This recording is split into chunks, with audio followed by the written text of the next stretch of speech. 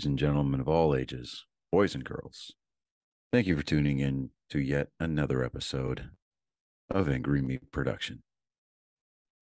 We appreciate you coming in and letting us be a part of your lives week in and week out. We hope to do our best to present you with something that your eardrums delight in. Whether you're looking at us on YouTube or Rumble, or listening to us on Spotify, Google, or Anchor, or any of the other podcast services that we are currently on or trying to get on. We thank you. And if you don't mind, at the end of every episode, stop by, leave us a comment, leave us a like. If it asks for 5 stars, we'll take 5 stars, even if you don't like us. 5 stars are what it's all about. With that being said, we hope you enjoy our attempt to make our advocation our vocation. Ladies and gentlemen, let the games begin. We here at Angry Me Production want to thank our sponsor, Mobile Notary Mindy. She's certified with the National Notary Association. She's also bonded and E&O insured. She offers a wide range of services including wills, powers of attorney, medical documents, healthcare proxies, living wills, certification of trust, assignment of personal property, HIPAA waivers, advanced healthcare directives, and 99 verification. You can find her on Facebook, TikTok, and Instagram at Mobile Notary Mindy. You can also visit her webpage at TexasMobileNotaryMindy.com. That's TX, MobileNotaryMindy.com. Thank you so much and enjoy the show. Ladies and gentlemen, boys and girls, angry faithful of all ages, it is that time once again to set aside your inhibitions. It's that time to set aside your expectations. Alexa, I gotta change the time on that. I swear to God. See, what did I tell you? You have to set aside your expectations. David is at work this week doing his normal job, the one that pays the bills. And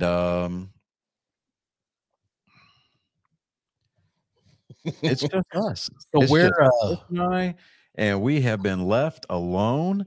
we have no chaperone. No chaperone. The baby the best part of it is that we're two grunts hosting this show, and it's Army Navy week. We totally planned it that way. That's my story, and I'm sticking to it.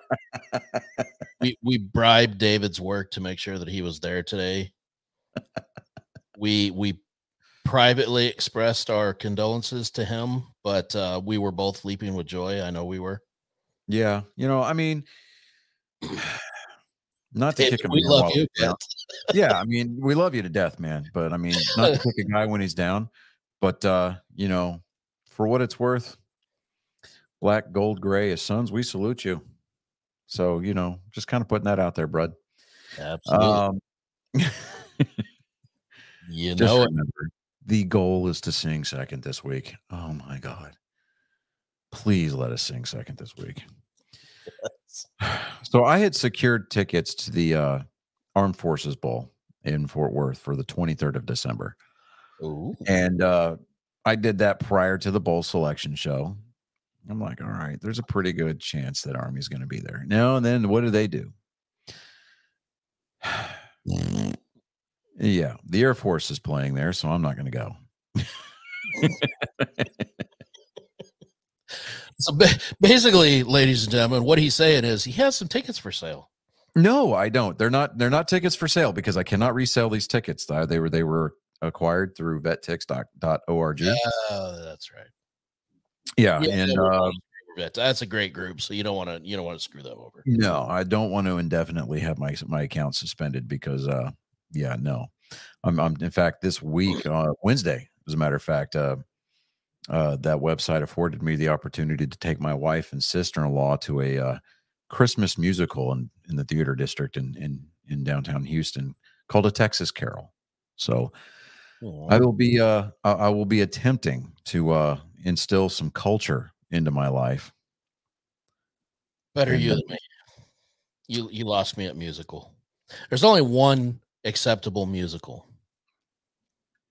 And that's the Blues Brothers, of course. I look at the Blues Brothers not so much as a musical, but as a How is it not? historical biopic. How is it not a musical? Do they randomly break into song and dance for no reason at all? You're telling me that Not until Aretha Franklin sequence? came on. No, not me. Not until Aretha Franklin came on the screen. Not until Ray Charles was on the screen. That's what I'm saying. You're the entire sequence at Ray's Music Exchange is straight up musical. It's a musical. Yeah, I mean, okay. I'll capitulate, and and I'll give you that. So yeah, I'll give you that. All right, so Jesus Christ. Okay, so oh boy, I tell you. Yeah, this was an interesting week. Oh, yeah. Oh, boy, I tell you. Why is that in here? Hold on. Yeah, this was an interesting week. Oh, yeah. We're gonna mute. There we go. What the hell just happened? I have no idea. That was like some feedback, boy. I tell you what. I was like, Johnny's speaking, but his lips ain't moving. Right. I fight you. You fight me. We fight now. For honor. Thought I was having a fever dream. I heard my voice again. I was like, all right. I mean, I can't really. What's the word I'm looking for here? I can't really. I can't invoke the spirit of Chuck Norris because he may roundhouse kick us through the screen because he's an Air Force vet. I choose to overlook that. Right. I mean, when we're talking about the kind of guy who lost his virginity before his dad did, who built the hospital that he was born in, and he doesn't shave because only Chuck Norris can cut Chuck Norris. There's a rumored third fist under his beard. That and it's I've heard that it's made of a high density diamond, like not of this world. Absolutely. Yeah. So making an attempt to try to salvage this opening. I don't have a weird sport this week. I really don't. That's David's forte. That's his overall contribution to the show, aside from being the producer, editor, and person that started it all. Person that started it all. Oh, okay. So it's no secret. It's been no surprise that I have been collecting Whataburger table tents, right? Normally they have the number on them, right? Well, when a Friday when I went to go get my boys for the weekend, and we always stop at the Whataburger in Corsicana on 45. Okay. And that's where we've been getting these table tents, right? I mean, it's all of them. So far, yeah. I don't have them all, but this is just kind of where we've been getting them. And it's that whole "don't shit where you sleep" thing. Yeah. It was don't shit where you eat, but it's also sound advice not to shit where you sleep. Yeah. As well. Yeah. When you're downstream from the herd, don't drink the water. That kind of thing. Never squat with your spurs on. Mm-hmm. Always up Chuck to the leeward. Yeah, exactly. So we were in there, and we've already acquired our table tent for the visit, right? And then I see it in the kitchen where they're bagging the orders and they're clicking their orders off of the screen and everything. I saw it. I was like, is that a Dallas Cowboy star on there? I mean, that's a Dallas Cowboy table tent. And I went to ask the guy behind the counter because he came out from behind the counter and he was restocking lids. I was like, dude, is that a Dallas Cowboy table tent over there by the receipt printers? And he goes, yeah, yeah. I was like, bro, yeah, okay. Short of fellatio, what No, needs? no, it wasn't gonna come to that. But so what I did is I just went back over and I was just having a conversation with my boys. You know, we were just waiting for our food. And homeboy comes out and he hands me one. Wow, you didn't even have to ask. Didn't even have to ask. And then not even 2 minutes later, he goes back into the kitchen and he gets the last two that they had sitting up there and comes over and hands them to me. Dude. So, Mr. Jacka, I'm going to attempt to get this to you before Christmas, but Bro, one of these has got your name on it. What? Yeah. And it's got the number 50 on the back. So, you know. Hell yeah. Oh man, that's amazing. I'm giving one to my father-in-law because he's a ridiculously, well, I don't want to say he's ridiculously large as far as like cowboy fandom, but still, it's kind of cool, right? I'm keeping one. You're going to get the other. I went on eBay to see how much they were running for, and they're only going for $20. And I'm like, Give it time. Yeah, give it time. Not that we'll ever sell it. Absolutely not. Nope, that's got a place of honor. Right. Right, exactly. I mean, I've got all of these right here. So I should start. You should. See, I don't go to Whataburger often enough to justify it though, but I'll find a way. Well, I mean, you don't have to like get a lot of stuff. I mean, you can get like a junior, what like a Whataburger junior. You know, or you can just get like a side of, like an order of fries and a drink. A Whataburger junior? Yeah, it's like the kids' burger. It's like, if I'm gonna go to Whataburger, I'm going to freaking Whataburger, man. Yeah, I mean, I say that, and that's why I've ballooned up to over 250 pounds. It is why I look the way I do. Right. Because I always get the number two. I get the double with no cheese, add bacon, and sliced jalapenos. Yeah. You know, I mean, but I can't eat the triple because, now I don't think I could eat the triple. In my youth, I could crush. Oh, in my youth, whenever the metabolism was like a nuclear reactor. Yeah, absolutely. Yeah, when I first got out of the army, I did one of the it was like the second job. I think I was still working for Coke. Yeah. And I would crush a triple. Oh, dude, I mean, it's because we had the, like I said, we had the metabolism. Our body was processing calories faster than we could take them in. Oh, yeah. Shit, when I was in high school, I probably could have done 2 of those. Yeah. My mom and dad, when I was growing up, my mom and dad always had this like running joke that all I had to do if I started to feel like I was full was tug on my left ear and it would go down my leg. And I was like, yeah, okay. Switch sides. Yeah.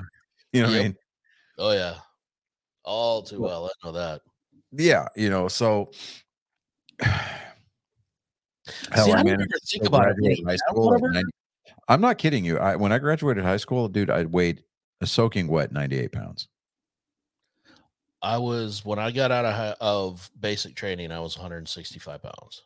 Yeah, I was 150 when I got out of basic and airborne. Because, dude, like, okay, so you've got the basic training, chow halls and everything. Yeah. And then you get to airborne school, and it's like you're now in the Army. You are officially, boom, you're in the Army, right? Mm-hmm. You're past the point of entry level separation. Like you are now accountable for your own actions, right? Right. You're in an Army school, and they feed you. We got to the chow hall. We're a bunch of Sandhill privates eating in the chow hall at the airborne school for the very first time. And there's fucking donuts everywhere. We're like, what? You have those? I knew about the bacon and the eggs and the grits, right? I mean, I'll fuck up a bowl of grits, dude. Oh, hell yeah. Butter and pepper, shit. But I'm sitting there, we're looking at like, and I'm not kidding you. It looked like a spread from a dream, right?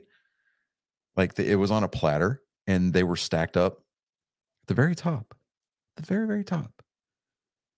It was like the creme de la creme of donuts. It was a Bavarian cream filled Oh, with oh fucking yes, with the cherry jelly on top. dude.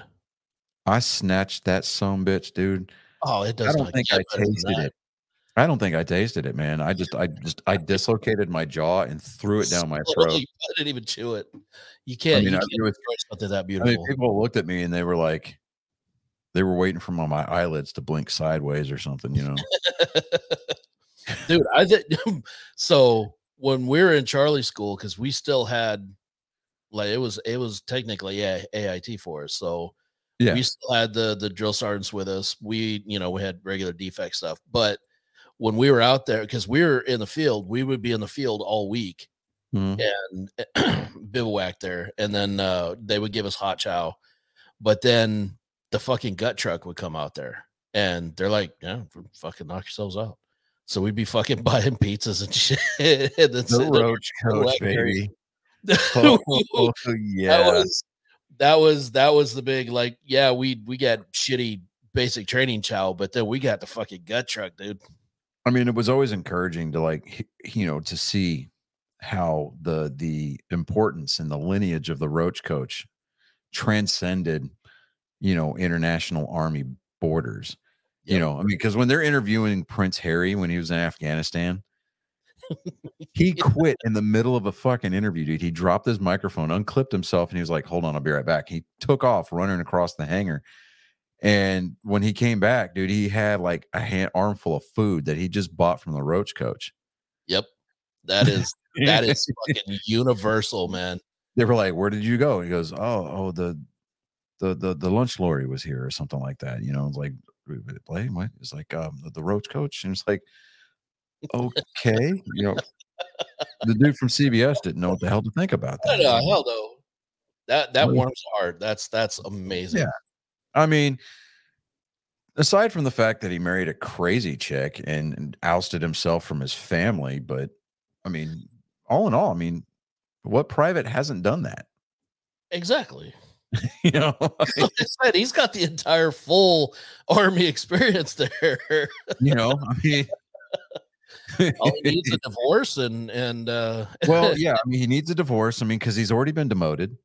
yeah, he's been demoted. He's already got his deployment down. He's been separated. He got, Yep. I mean, he got chaptered. He got chaptered from the royal family, bro. Yep. Yep. I mean, As I said, yeah. once he gets his divorce down, And he did it in style, right? I mean, he out Carled Carl by having all of his pay forfeited for life. yep. Like, Yeah, nobody's ever gonna top that. now, any future leaders that might be listening to this show, if one of your privates comes out and says, I'm going to out Prince Harry, Just lock him down slap now. him down immediately. Yeah, I mean, throw him in shackles and just have him have him transported to Fort Knox or something. I mean, because just have him reclassed. Just have him reclassed. Or at the very least, transfer him to a different unit and let some other schmuck deal with him. Because, but like where would you even go? Like, where would the line even be to out Harry to be able to go that far to top him? What else is there to do? Short of impregnating the general's daughter in front of him.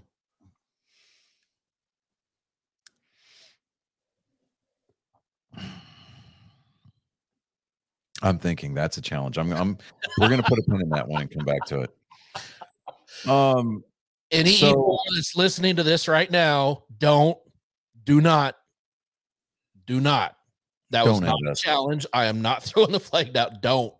No, it's not like Taco where we're like, hey, I bet the E4 Mafia is all over that shit. And get you 1 by 1 inch, 1 by 1 square of the Sharp Major grass and, put it in parking spot. Jumped at that too.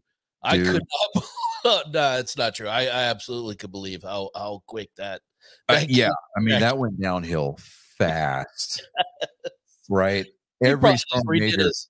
I mean, infantry guru probably just jumped on his phone tree and was like, "Hey, He, he had this to. motherfucker over here, dude." Oh Dude, boy. he could have redone his entire yard with all the the turf he got out of that. I mean, but dudes were That putting was, it in the sergeant major's parking spot. yeah, yeah. That's painful. Mm-hmm. I mean, that's a what's the word I'm looking for? That is a special breed of just a whole whole lot of hell no. That's true, but on the other hand, it's nice to see that the E4 Mafia is still alive and well. See, if the E4 Mafia was still alive and well, we wouldn't know that the E4 Mafia was there. True. Because they would all be out shamming. That's true, but you can't tell me that if TikTok had been around in our day, we wouldn't have been doing some shit like We that. wouldn't have been in the E4 Mafia very long, and I'm not talking about promotion because our supervisors, our squad leaders, team leaders, whatever, section leaders, platoon sergeants, basically our entire chain of command would have looked at. I mean, they would have looked at our videos and they'd have been like, "Promote above peers, dude." We'd have been that guy who promoted out. See, but that's the thing. Mafia. We'd have been that guy where everybody walks up to us and they're, we're like, "What's up, guys?" And we'd be like, "You were supposed to bring force to the balance to the E4 Mafia, not join it." See, I mean, but you forget deniability. See, that's when you make a ghost account with a throwaway email, and you don't show your faces. Deniability. Documented for future generations. Right, but in my platoon, we had this thing called voice recognition because, I mean, we operate. I mean, I say we operate voice modulators. You're assuming that PFCs and E4s of the time would have given enough of a shit to modulate their voice. Bro, I did it for Halloween. That was one day. Yeah. And then you keep it for the other 364 days. Shenanigans. But at a certain point, they become really evil, and they're not really shenanigans. That's when they become like fun. Evil shenanigans. Yeah, that's when they become fun. I don't know, man. The more evil, the better. That line with the shenanigans, that bit from Super Troopers. Yep. That ended up in a Star Trek Facebook page that I belonged to yesterday. And it ended in the most perfect possible way. It said, "I swear I'm going to phaser whip the next person that says shenanigans." Yes. Oh. I was really looking for like a Boimler meme or GIF from Lower Decks. Right. It was going to be one of those. "Hey, Boimler." Yeah. What's the name of that crazy like little Ferengi bar with all the weird shit on the walls? Shenanigans.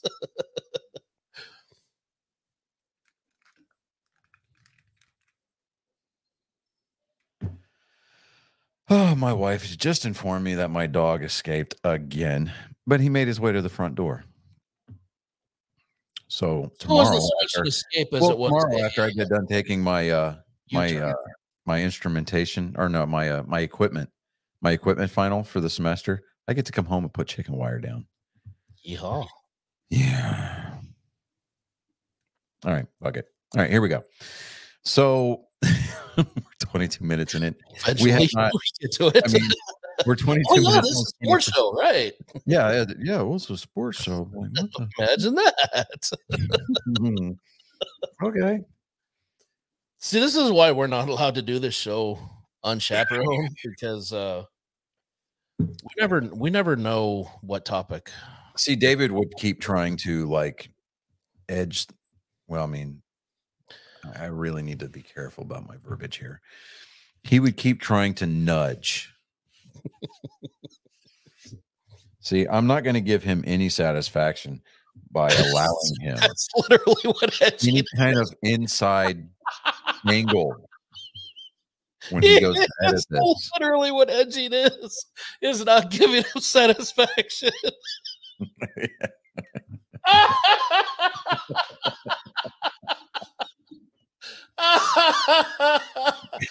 Oh my God.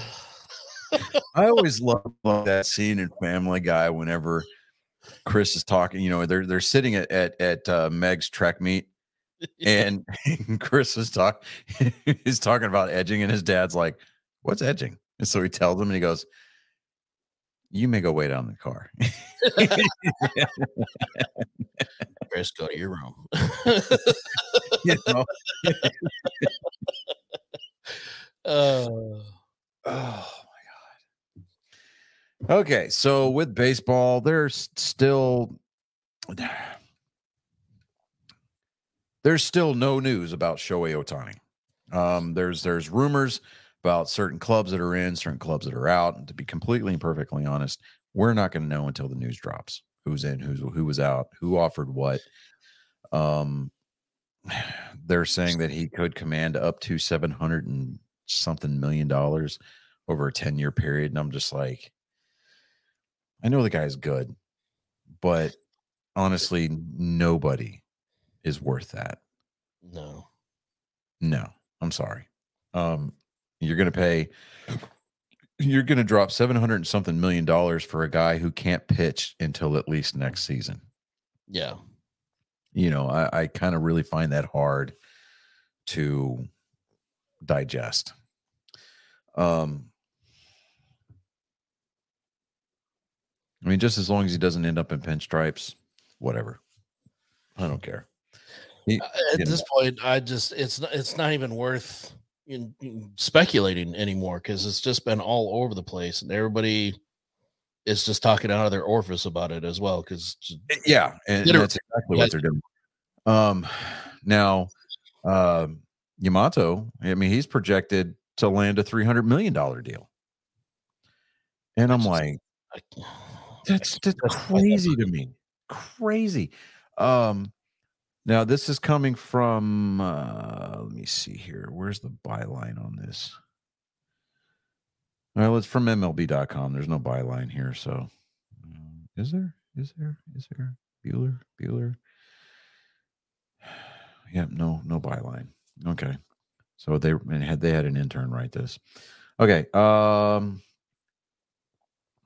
the update is today. As the offseason goes on, the market for Yamato has only gotten more competitive. According to the Athletics' Jim Bowden, the 25-year-old ace is the most sought-after free agent on the market based on interested teams. Quite the feat in a free agency period headlined by Shohei Ohtani. Now, the competition for Yamato can only be good news for the right-hander in terms of his impending contract. Now, while MLB trade rumors projected Yamato to receive a 9-year, $225 million deal at the start of the offseason, that number seems to have only gone up. He could get closer to $300 million on the open market. Now, only 6 players have ever received $300 million or more on the open market. Garrett Cole got 9 years, $324 million. He's the only pitcher to do that. Now, Ohtani is likely to smash that mark, with reports saying that the bidding has topped $500 million and can go as high as $600. But for Yamato, the star in the Japanese professional league, and one of the youngest free agents on the market, landing a $300 million contract this offseason appears very doable. Teams will still have 1 month to sign him, as Yamato's posting window closes at 5 p.m. Eastern time on January 4th. Now, if he hasn't received or accepted any offers by January 4th, I think the way that the Japanese pool works is that he has to go back to play in Japan. Right. So, I don't see that happening though. Somebody's going to sign him. Yeah. Well, if it'll be as much as I cannot life of me justify 300 million. But now there's a lot of fan bases that are like, you know, it would be great. It would be a dream to have Ohtani. but take that money and spend it on multiple players as opposed to just one guy. Absolutely. And I completely get that. Absolutely. Yeah, you could buy almost an entire bullpen for $300 million. Yeah, you have could it equal. Mm-hmm. You could pack your bullpen full of all-stars. Yes. And be like, oh, Garrett Cole. Right. Okay. Well, I don't like you anyway, so I'm going to make you a bullpen guy. And yeah, that's that. So, you know, what you're going to make this year, scratch that, you know. I mean, you could bring Trevor Bauer. Trevor Bauer back and offer him $35 million, you know, over, well, let's say 3 years, you know, $10 million a year. That's very doable. I mean, market value. It's not going to push, you know, it's not going to push your, you know, it's not going to put you in too much danger of you know, exceeding the luxury tax. But exactly. I mean, you could put together a pretty formidable bullpen for $300 million. Oh, exactly. Easily. Now, what I find funny is the fact that Juan Soto's name has been tossed around in the Bronx a lot, right? As far as like signing with or, you know, making a deal with the Yankees. Those talks have those talks have stalled though. They're trying to they've come out and said Yamato's our number one priority. Now here's the thing. Here's the problem with the Yankees. And the Red Sox were guilty of this too, and to an extent still kind of are.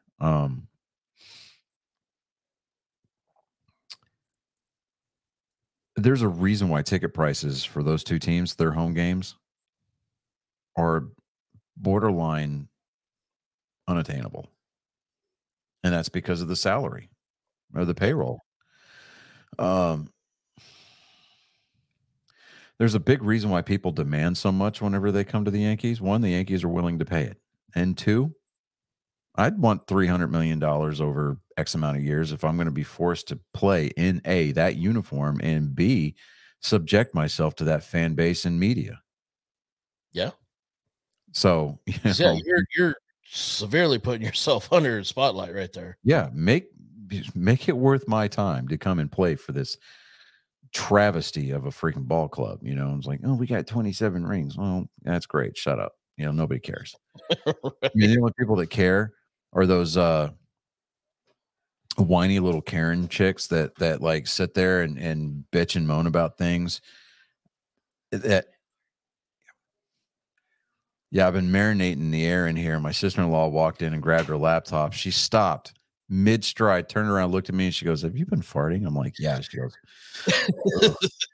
and walked out. Yeah. You are welcome. That's right. Yes, ma'am. You are welcome. Oh, yeah. Good times. Okay.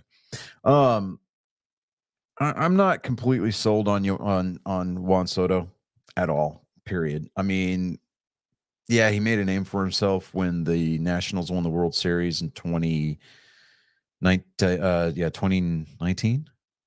I think it was. Pretty sure. Yeah, 2019. Yeah. Everybody got to see, you know, I mean, because the Nationals don't get a lot of, pardon the pun, national exposure. They don't get a lot of nationally broadcast games. They're a small market. I mean, small market. They just happen to get hot at the right time, and which really the playoffs in baseball. That's what it's all about. So, I'm not sold on him. I mean, he went to the Padres, and you know did what Juan Soto does. I mean, he just kind of bathed himself in mediocrity, and along with the rest of that lineup. I mean, San Diego went out and spent big money last offseason, and they just absolutely. I mean, as far as expectations versus reality, the standard deviation there was massive. I mean, it was huge. So, I mean, I'm just, it's going to be interesting to see, where all the pieces that are out there land and what it's going to do to this, to the landscape as far as competition is going to be concerned, moving forward for the new season. But I don't know, man. We're there's really not a lot of news out here. Um, At the moment, no. yeah, I mean, Alex Spear, he writes he's the beat writer for the Boston Globe. He's the beat writer for the Red Sox. And he was quoted as saying, I think that the Red Sox will be particularly invested in the Yamato sweepstakes. I mean, if they could figure out a way to convince these guys, Otani, Yamato, Colin Montgomery, one of the big names out there on the free agent market for pitching. Hey, put your feet down here, play in Boston. Right. And if they could get it to where, they can convince these guys to buy into a system and take that, for lack of a better term, that hometown discount. Great. Is it going to happen? Probably not.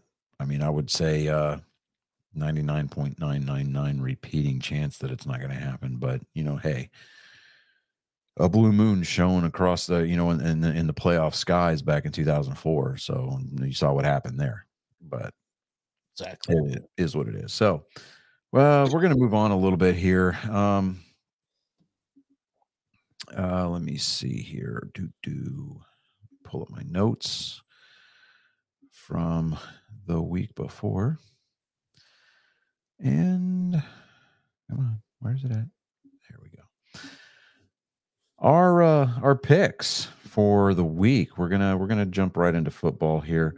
We're gonna finish off the NFL. We're gonna do our NFL picks, and then we're gonna talk about the college football playoff bracket because I think that bears some fleshing.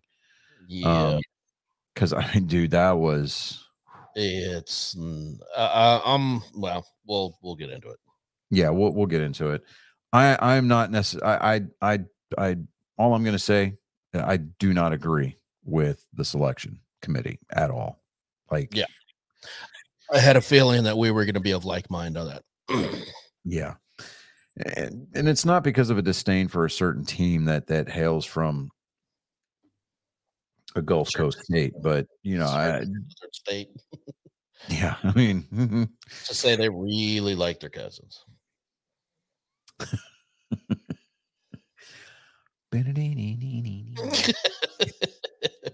Paddle faster, I hear banjos. I think out of that, anybody on that cast, I think Ned Beatty had the hardest part in that whole movie. He did.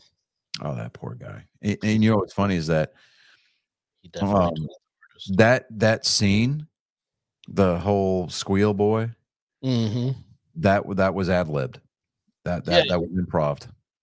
Ned Beatty had no idea what the hell was going on.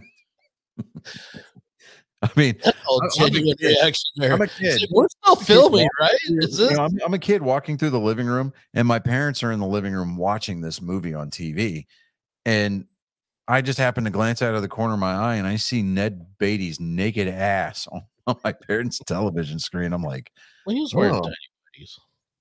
Well, I mean, but they were they were pretty loose. Man. Anyway, and yes, for those of you who are going to fact check us later, we know that deliverance took place in the state of Georgia, but it still applies. All right, so we started the week off really well. We picked the Cowboys to beat the Seahawks. Now, the Seahawks managed to do what nobody else has been able to do all season, and that is take the lead at AT&T Stadium this year. However, Cowboys have now the longest active winning streak in the NFL for home games at 14. That is 6 in a row for this season. I think that this was probably more of a a telling win as to the type of team that the Cowboys are capable of being more than any of their blowout games. Yep. Just simply due to the fact that they had to fight. I mean, the Seahawks came in and punched them square in the mouth. Yep. And this was an uncomfortable win for the Cowboys. And I mean, yeah, it was a death blow for the Seahawks season, but you know,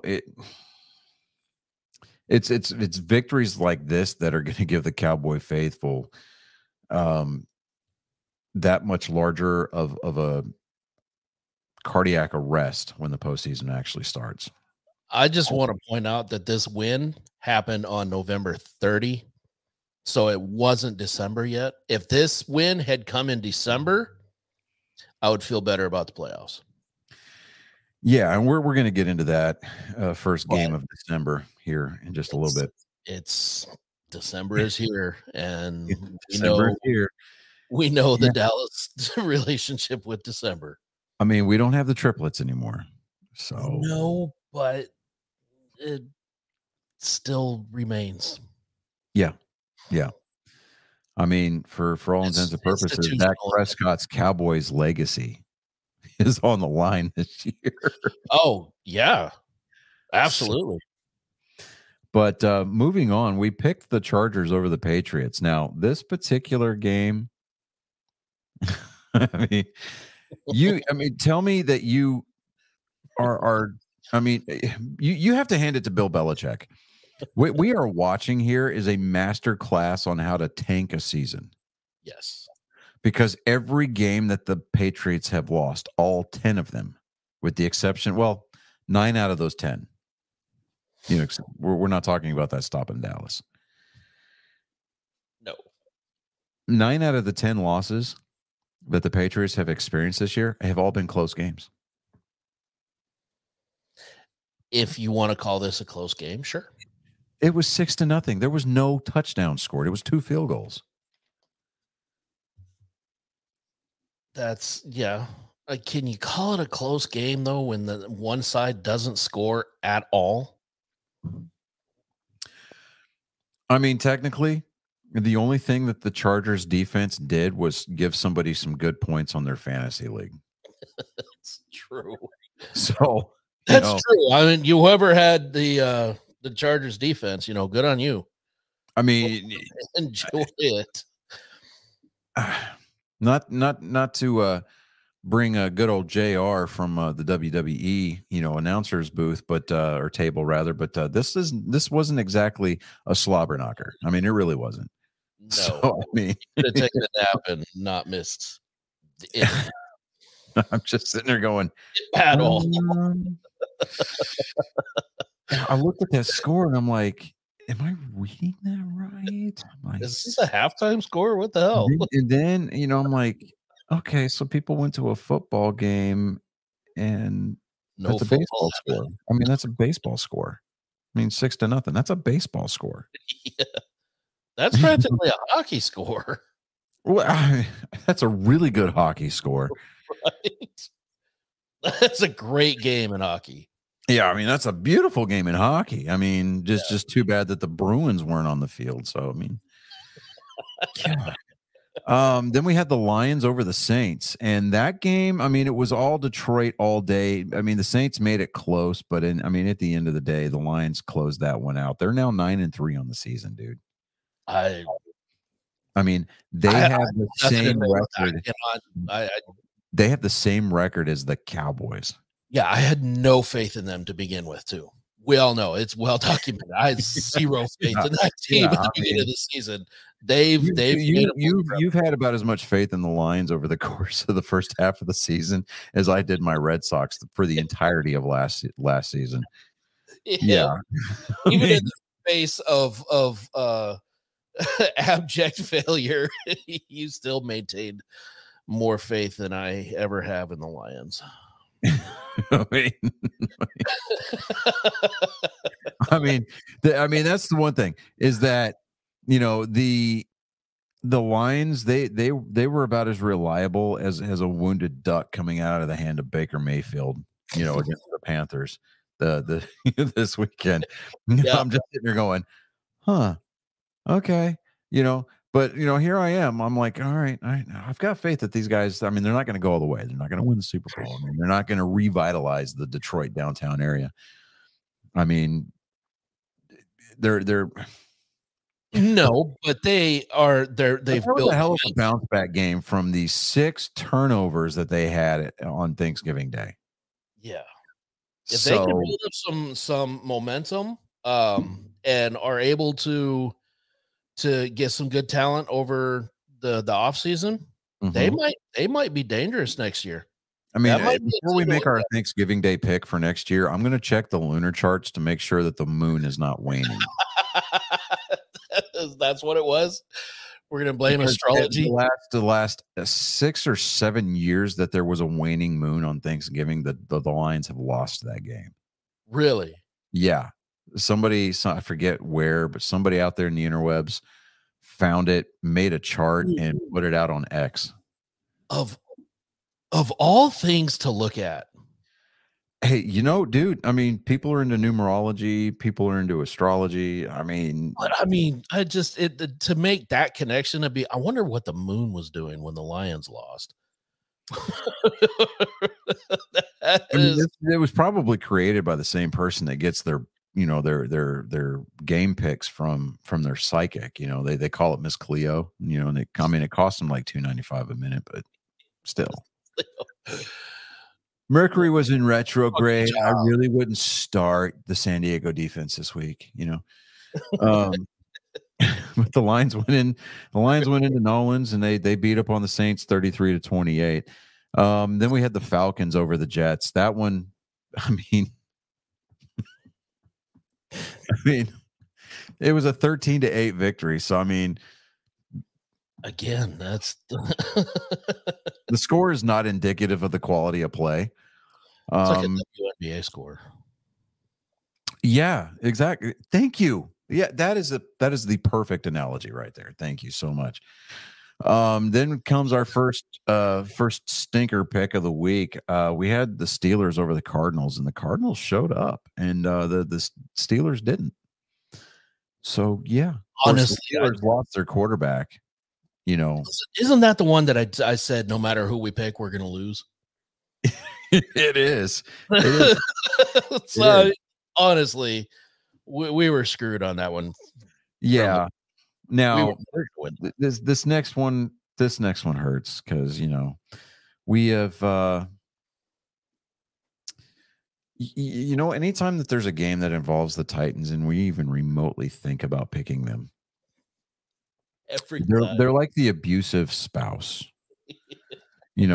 The Titans are that drunk oil field worker who got passed up for promotion and he can't go work in the control house.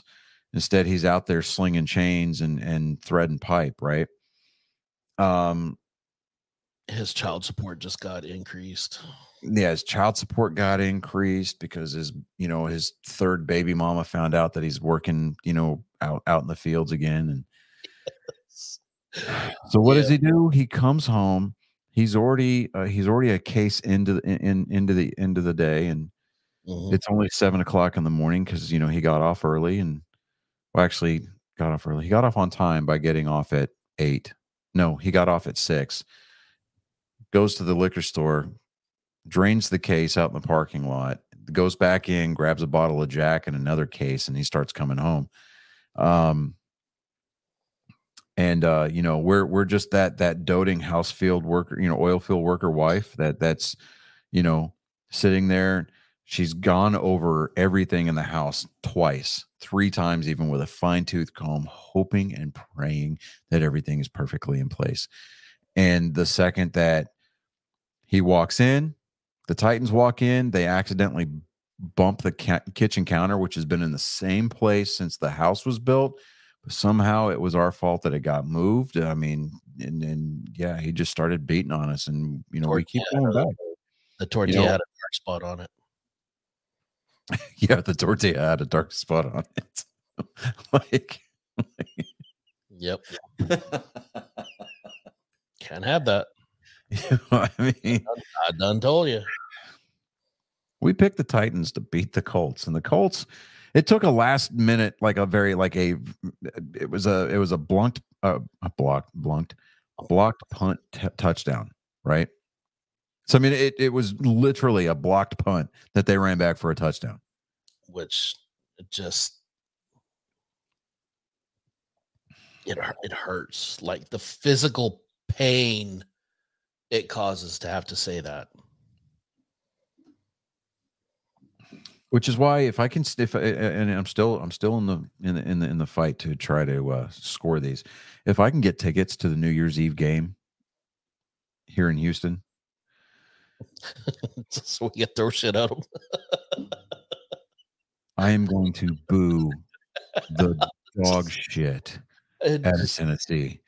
I'm like, you fucking fucks.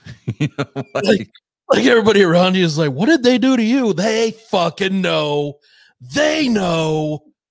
This is what happens when you fuck another man in the ass. This is what happens, Titans.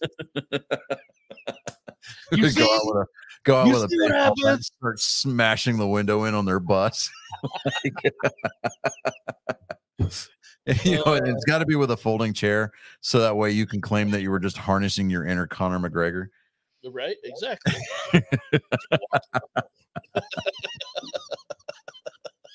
Oh, man. Yeah. Okay. Yeah. Just I cannot believe. I don't think we need to go back and see what our record is with the Titans this year, because I don't. We've got to be at like what have we been right far below 500? We've been right, I think maybe 2 or 3 times with the Titans. Yeah, when we've picked them, I think maybe once, and that's being generous. Okay, so today, right? Today is the 4th. That means we've got 1, 2. Christmas Day is on a Monday this year.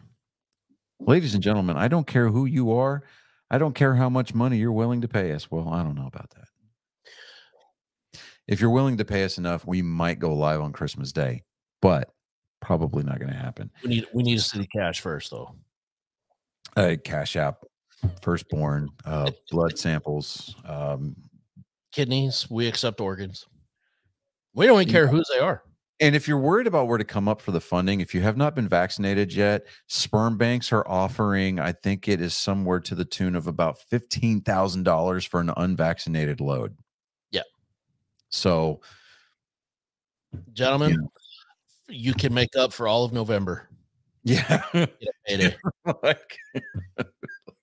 Just don't be like Jason Scott Williams from Road Trip.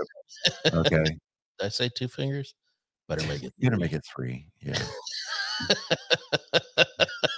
It was the sounds that he was making. He was like, oh. It's like that. He's like, oh, baby, you don't have to talk clinical. You're pre-med, right? Yeah. Oh, God. Oh. I really want to see him be, start to be taken seriously as a leading man in Hollywood, and he gets like the serious roles. Yeah. That would be great. He's always going to be Stifler. He's always going to be Stifler, just like Jennifer Coolidge is always going to be Stifler's mom. Yeah. Right? She when she did an interview, right? She said that after American Pie came out, like she got so much dick. Really? Yeah. She said that she slept with like 200 dudes after American Pie just because she was Stifler's mom. Dude. And she was like, so many people were calling her Stifler's mom while they were doing it. Oh, that's too much. I mean, if she was offering it out, she was saying like, I would call me Stifler's mom. Okay. I'm not necessarily saying I would have turned it. Well, at the time, because not now, but at the time, Like, you know, when the movie came out, not necessarily saying it wouldn't happen. I mean, it's one of those zip. It's like, okay. Yeah, you know, Yeah. we're there, you know. Oh, Maria's here, everybody. Maria's here. Maria. David is working tonight, and it's just us, and We're unsupervised. we are unsupervised, 2 infantrymen during Army Navy week. So yeah, we've dropped the ball. We have not done the weird sport of the week. Nope. We drop the ball so much as just hurl it in a random direction. Unlike the Titans, this was a good punt. We crushed that fucker. I mean, it was absolutely gone. So we really got off track here. Because I was going over, you know, how the schedule falls, and so Christmas this year falls on a Monday, and I'm not shooting on Kwanzaa. I'm not shooting on Christmas Day. I'm pretty safe. I can pretty safely say that we'll probably end up shooting on the 27th. Yeah, we don't roll on Shabbos. Yeah, we don't roll on Shabbos. I mean, I know it's a midweek thing, but here's the deal. One, viewership is probably not going to be that high to begin with on that day. And 2, all the games worth mentioning will have already been played. So that's true. Yeah, we're gonna have to delay just to be able to catch all the games that are gonna matter. Yeah, exactly. So you know, there's that. We'll plan it. It was planned. Here's my plan. Here's my plan. The show that we film on the 18th, that is going to be the show that premieres the newest tradition in nerd sports history. I am going to do an on-air reading of A Die Hard Christmas. I cannot freaking wait. Oh, it's going to be glorious. It's going to be so awesome. Yeah. I may even wear slippers. I've got a sweatshirt that I'm going to wear. Dude, it says Mr. Rogers. It says no sweater vest. It's a gray sweatshirt that says, "I have a machine gun now." Ho ho ho. Yes. That's amazing. I was like, absolutely. Yeah. See, my lovely wife, she found it, and I was like, oh, because I wear that shirt every Christmas Eve. Yeah, because I have to wear it when I do the obligatory traditional Christmas Eve viewing of Die Hard. Yes, and yeah, and I will send you a picture later. I've got a John McClane ornament on the tree upstairs, and it's the picture from when he's in the duck, you know, in the ductwork. And it's just a particle board box. It's a particle board box that has been embossed with aluminum tape. That is amazing. Yeah, does it have a little candle kind of when he's got the lighter? Here's the thing. I'm in my effort to. Wow, I think Maria bailed on us because we were up to 3 just a minute ago on the viewers. Yeah, she bailed on us, man. Maria, like David's not here. Fuck those guys, you know. Wow. No, you know what it is. You know what it is. David is the Duff of our group. I mean, that's fair.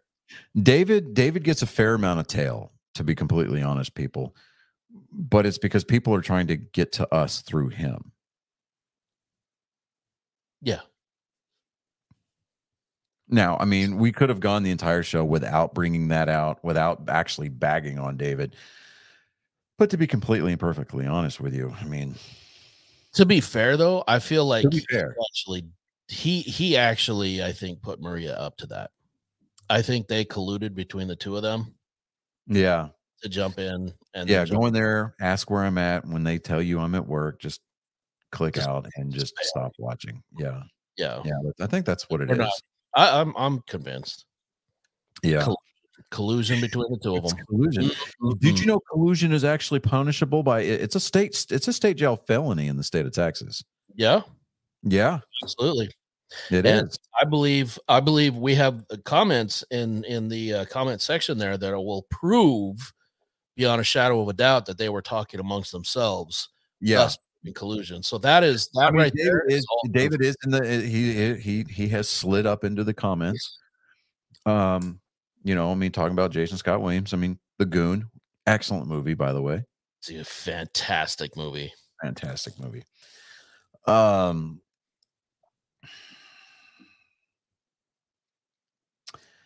Yeah. So on December 18th, tune in or tune out. I don't give a shit either way.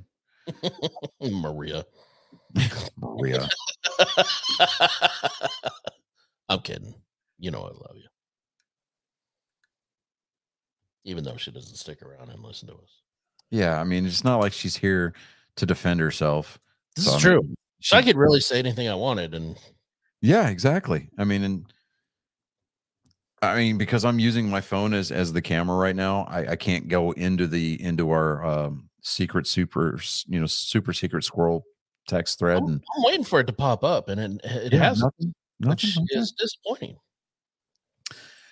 Okay, Let's see where we stand. Yeah, It's all right. It's okay. It's all good.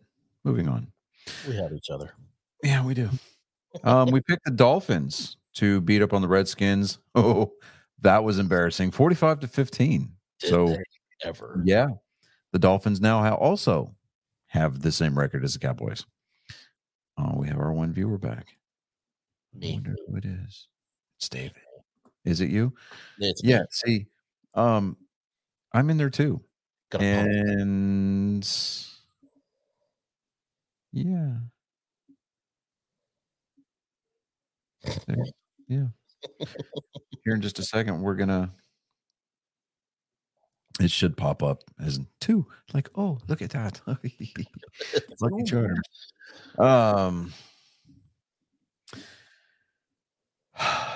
You know, I picked the Texans to beat the Donkeys. And I just kind of want to go out there on record and say, I told you so. Mm-hmm. I fucking told you so. This is another one though where we were screwed no matter what we did. No, honestly, I honestly truly believe. I mean, I'm not going to become a Texans fan. Don't get me wrong. I'm not going to go out and buy season tickets. I'm not going to be like that. You're not going to ever catch me wearing a CJ Stroud jersey. Okay. But I'm really starting to buy into the culture that team is starting to espouse. I really am. DeMeco Ryan is the head coach. Absolute baller move, man. And going out getting CJ Stroud when everybody thought that they were going to go another way. You know, I'm absolutely 100%. You know, I'm starting to buy into the culture of that team and starting to really believe that they're turning a corner, and they're starting to put the pieces together and they're starting to figure it out. I'm not ready to buy into it yet. Here's why I'm not selling out completely. Okay, Tank Odell, he's gone for the year. He broke his leg on Sunday. But the Texans did manage to find a way to win without him, and the defense stepped up in a huge way. Huge. They actually intercepted the ball to win the game because Denver was driving and they were in the red zone. And they had their opportunity to take the lead with almost no time on the clock at all. They intercepted the ball in the end zone from Russell Wilson with I think 8 seconds left. And neither team had a timeout. I mean, it was just Sean Payton goes in there with the donkeys and just absolutely coached. I mean, he put on a clinic, right? I mean, kept his team in it by making good calls on offense and making good calls with the defensive schemes. But CJ Stroud, man, I mean, there's a reason he's a rookie and wearing a captain patch already. Yeah. I mean, his team absolutely believes in his leadership skills. And those captain patches, I mean, they're voted on by your teammates. So, the fact that he's a rookie and he's wearing that C on his jersey, I mean, that speaks volumes. I mean, to me, that speaks just absolute volumes. Far and away about the type of player that CJ Stroud is ultimately set up to become in the league. So, yeah, we'll see what happens. The Texans. I'm waiting to see what happens in the offseason. Yeah. Really, I mean, because they don't have, they're not going to have the luxury of getting that good high pick. No. What's going to end up happening is that they're going to have to show what their mettle is on the free agent market. Yeah. But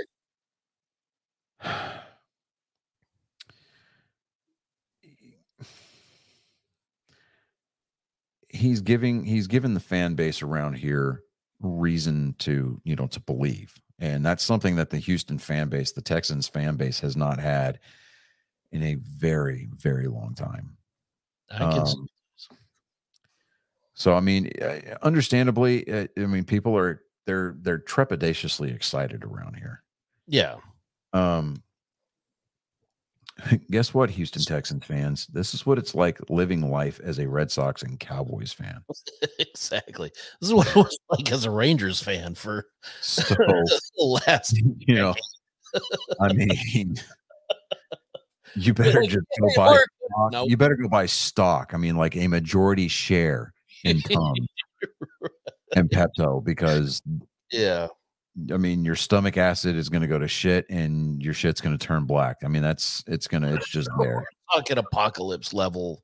Yeah. I mean, it's just a hoard, that shit. I mean, when the team finally gets bounced from the playoffs, they're I mean, you're going to, you'll be able to feel it on a level like the Force, right? I mean, you're going to have these old timers sitting around and they're going to be like, they're just going to pause, like mid-syllable. Doesn't matter what they're doing. They're going to stop, just dead in their tracks. And these sandy-haired, blonde kids are going to be like, what's the matter? And you're going to hear it. And it's going to be in stereo. It's going to be across Southeast Texas, right? It's as if a million voices all cried out. Suddenly there was silence. It'd be like that one episode of South Park when Butters was Lamans and he was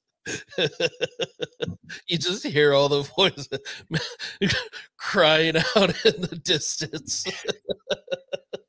Or that episode of Phineas and Ferb, whenever Ferb was like, or Phineas was like, no, I'm going after Perry. Like, you felt that charge, right? Yep. And they end up going to Africa to save Perry, and realize that everybody's robots. Candace is living with the monkeys, and and then what was it? The Candace bot had a cell phone in her chest, and so she was able to call Jeremy. Yeah. Good times. Tell me you have kids without actually telling me you have kids. Who the fuck am I kidding? I'd watch Phineas and Ferb anyway. I mean, I don't need an excuse to watch cartoons. Don't fucking judge me. Exactly. So anyway, the Texans won 22-17, which was actually, it was a good game. It really was. It was a close played game, and it was actually really good. And then then we kind of hit the skids a little bit. We picked the Bucks over the Panthers because we're like the one. The Panthers had not won a game all year. I mean, we're just like, all right. So they were trying to become the new Detroit Lions. That's what they were trying to do, right? Or the new Cleveland Browns. That's what they were trying to do. And I mean, have you noticed that since Christian McCaffrey got traded to San Francisco, that San Francisco is just living a high on the hog, but yet Carolina's not so much. Nope. Like they ain't done shit. You know? Ooh, we spiked up to 5 viewers there for just a second. Oh. It's the damnedest thing. Anyway, yeah, the Buccaneers showed up, and I don't really want to give them credit for winning this game, as I so much want to give the Panthers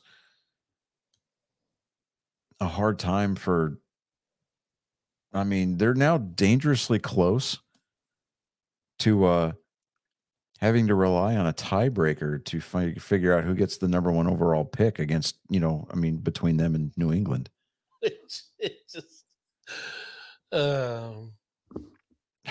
so conspiracy theory here. Do you think Bill Belichick tanked this entire season just so he could get a number 1 pick? I would not put it past that man. I really wouldn't. I really, really, really wouldn't. I mean, that would be in keeping with his style. Yes, I could totally see. If somebody were to make that accusation, I would be showing up to a New England area Chick-fil-A the day after they got their asses handed to them by the Dallas Cowboys. Yes. Tell me that he's okay with this without actually telling me he's okay with this. Yep. Because I mean, if it was the Bill Belichick of old, we're talking great Belichick. I mean, he'd be walking around with the sleeveless hoodies on, with the hood up. Yep. Looking like Palpatine. It was Bill Palpatine. No, better than that. I mean, he'd be walking around like Darth Sidious. I mean, because Darth Sidious figured out how to use the Force to reverse death. Yeah. I mean, Johnny. I mean, all you would hear, Johnny. Huh? I'm waiting for you to correct this. Oh, I screwed up the name, didn't I? They're one and the same. They're the same person. They are the same person. Yeah, you're right. I will excuse this once. Yeah. Because you're a Trekkie. You're right. I am a Trekkie. I am a Trekkie. I'm more of a Trekkie than I am a Star Wars guy. Now, in my defense, I did build that. So, That is true. I will give you some leeway on that. Yes. I've got an R2D2 upstairs that I still got to build. That's made completely out of metal. The fact that you even know that at all, though, gives you a lot of leeway in my eyes. Okay. All right. Okay. I'll take that. But I still got to slap you down. Hold on. I can't let that go. Hold on. All right. Thank you. Oh, fuck. That hurt. I caught my eyeball with the fingertip. I was like, I wouldn't make it in the slap championships, man. I really wouldn't. I'd be one of those people that, like, that they talk about on Reddit was like, bro changed sports mid-round. I think he changed species there for a second.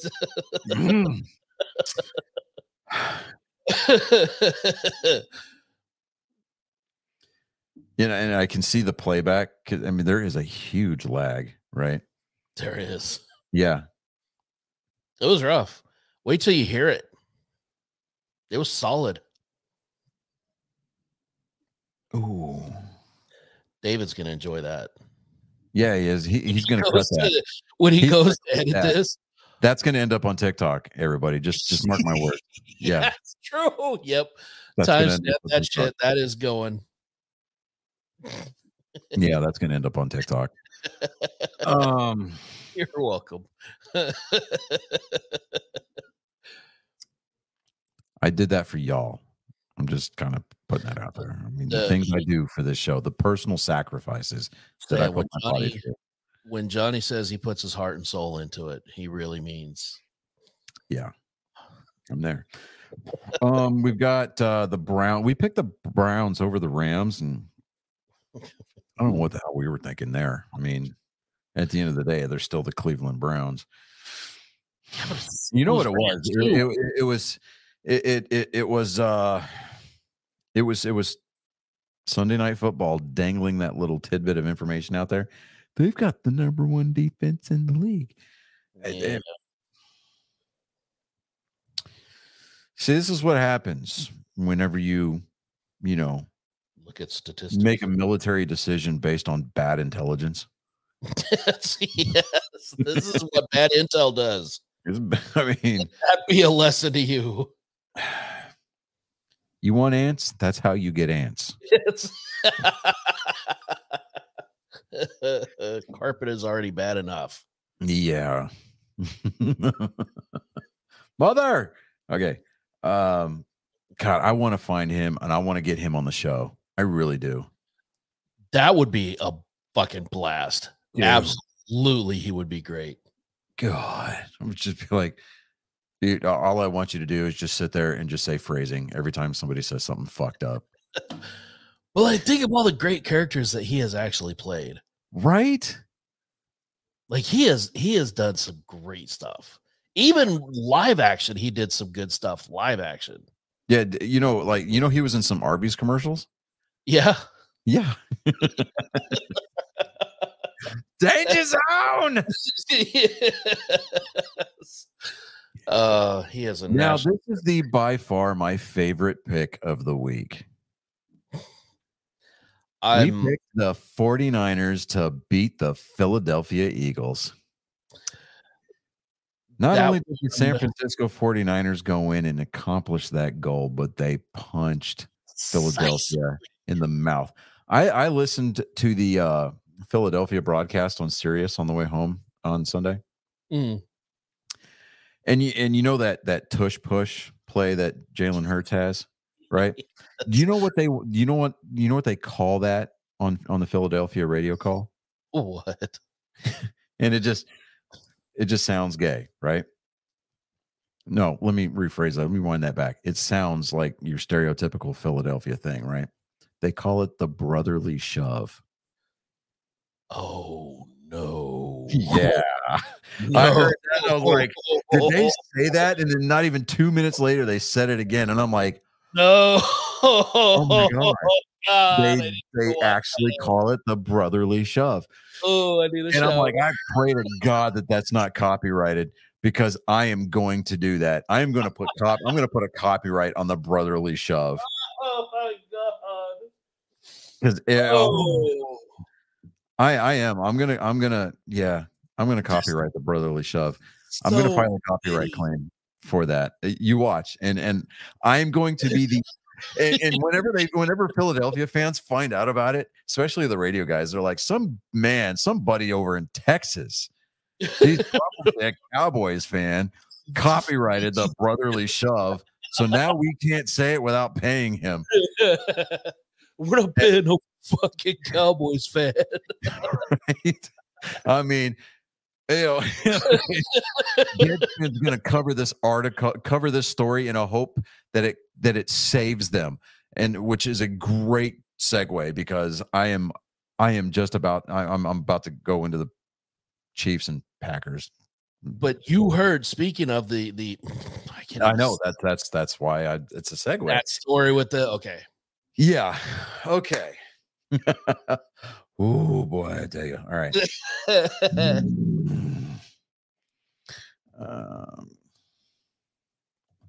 The brotherly shove. That's some like Roll Tide shit right there. That's on par with Roll Tide. I'm calling it. I'm saying it right now. Yes. Yeah. Okay. So for those of you who read Deadspin, shame on you for starters. First of all, yes. Through that entire publication, they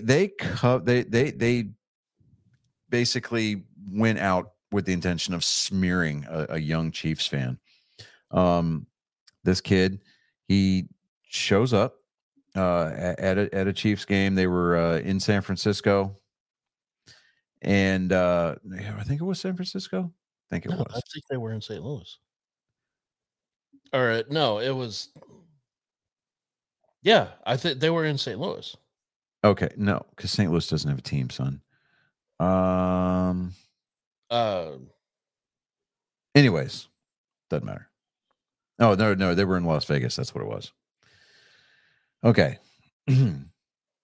So the Kansas. What am I thinking? St. family Louis. of okay, so this is from the National Review online. Okay.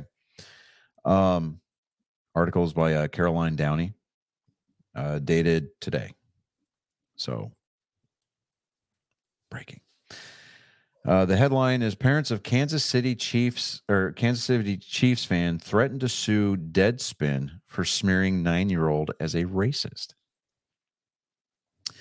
Family of the young Kansas City Chiefs fan who was smeared as a racist after he donned a tribal headdress and face paint at a recent game is threatening to sue the outlet that sparked the controversy for publishing what they saw are defamatory claims.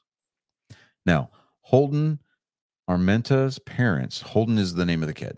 Okay. Holden, you have a home here at Angry Me. Absolutely. We stand with you, Holden. Hashtag stand with Holden. Absolutely. 1,000% behind you. 1,000%. David, if you are watching, do some legwork, see what we got to do. I want this kid on the show. Okay. I want his parents on the show. All right. Absolutely. Yeah.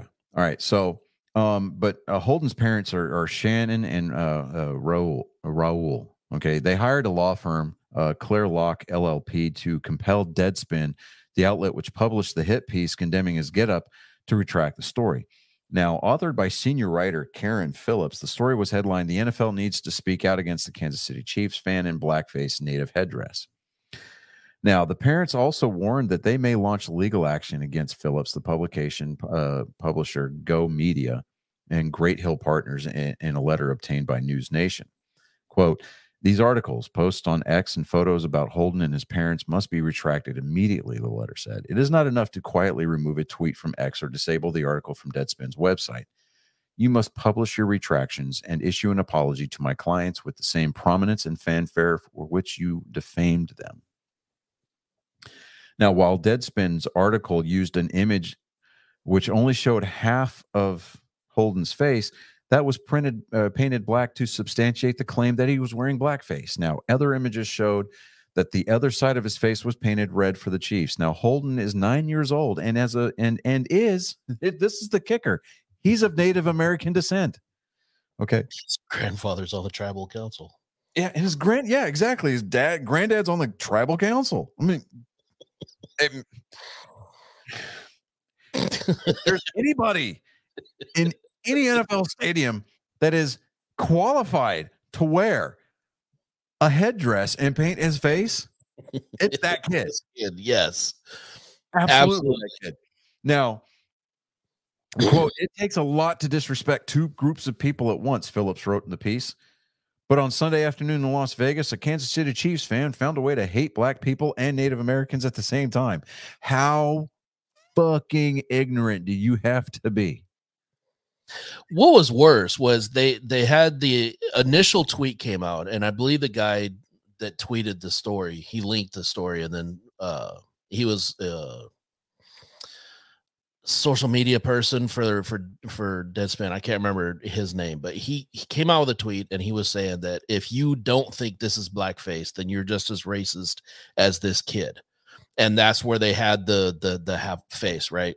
So then everything comes out, and they said, he got this immense backlash on everything. And then he doubled down on it and said, if you think that it's not blackface just because the other side of his face is red, then you're even more racist than I thought. And I was like, there's it's not, blackface paint is not blackface. There is a massive difference. Yeah, a massive. I mean, if we want to talk about blackface, let's talk about Jimmy Kimmel. Yes. Let's talk about Justin Trudeau. Oh, I forgot about him. Yeah. Yeah. The socialite from Canada, America's Toucat. What are you thinking up there? I mean, come on. We know that Dude. you don't like the guy, but somehow he still keeps winning elections. There was a picture of Howard Stern that was in full actual Yes. blackface. Oh, and you know the fact that they're trying to throw Robert Downey Jr. into that trailer too, and it's like, that wasn't hey, black. that wasn't blackface at all. I mean, No. and his co-stars were on board with it. Blackface. Like they're making fun of the entire thought behind all of it. It was and the fact that, okay, so in RDJ did an interview after Tropic Thunder came out, right? And he was like, I expected to get so much hate mail about it. And he said Ben Stiller got more hate for playing Simple Jack than he did for playing a black man. He's like, I'm just a dude disguised as a dude. You know, I'm just now it's what is it? 12 years or 13 years later that they're coming out afterwards, and now it's like at this point I mean the feigned indignation of the left is so it's hilarious. Like it's laughable, right? You know, I mean, in the 40s, 18 and 19-year-old men, boys, they were charging beaches in Europe and saving the world. And now in 2023, 2024, 18 and 19-year-olds, I mean, words have weight to them, and I need a safe space, and you can't come to my Starbucks because if you are and you tell me what your name is, and if I think it's conservative, you're just a fascist. And it's like, words are yeah, words are hurtful, and we can't figure out what fucking bathroom to use. And with that comment, boop, there goes our viewership. Okay. Yeah, that was so going on with this article. The child's father is the son of a senior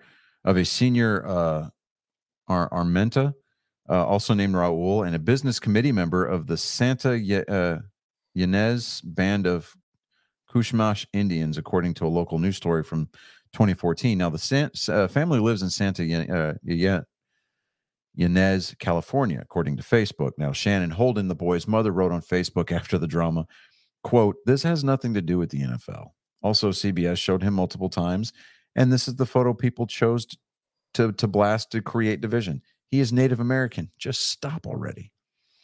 Her Facebook feed showed footage and photos from the game, from the game night, such as a close-up video of her son doing the tomahawk chop, with the players repeating the movement back to him. That's the part that I loved, right? Like black players were tomahawk chopping with the kid, right? Exactly. Yeah. The players even loved it. She wrote, despite the public backlash, Phillips defended his attempt to shame the child in a social media post.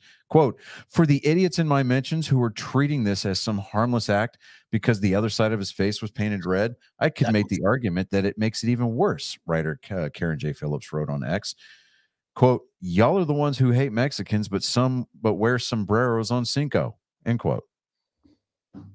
What does that have to do with anything that is happening in this situation? Anything. Holden's father told Fox News' Jesse Waters that recently his son was shaken by the negative attention and mischaracterization of his costume after he had an otherwise great time supporting his favorite team. It's been a lot, the father said. It's been a pretty crazy couple of days. I was mad, upset for him. I'm mad that he's upset. He's pretty devastated. I mean, he's seen the videos and everything posted. It was his dream to get on the Jumbotron, he added. And I've had family and friends call and say, "Oh, we saw you on Sunday Night Football." He's so excited. But then everything else came up. You know, and I'm like, yeah, here's the thing. That Deadspin writer, Deadspin as a website, I think, no. This was the one card that they chose to play. And yeah, I don't get it at all. You know the term "cutting off your nose to spite your face." Mm-hmm. I mean, Deadspin offered themselves up as a sacrificial lamb to ISIS, and they beheaded themselves to make a point. Yep. But unfortunately, they fell on the wrong sword. They picked the wrong fight to fight. You know, and like I said, you know, I feel pretty confident, even with David's absence this week, we as a company, we as an entity, we as a show, and we to the individuals who participate in and produce this show, we stand with you, Holden, and Holden's family. We stand with you. We understand that there are just people in this world that suck. Yep. So you have a place. You have a place here. We are offering you an open-ended invitation with a soapbox under a spotlight to come and to vent, to voice your opinion, and just to get it all out. I mean, we would love to hear your side of the story. But absolutely. That being said, the Chiefs managed to.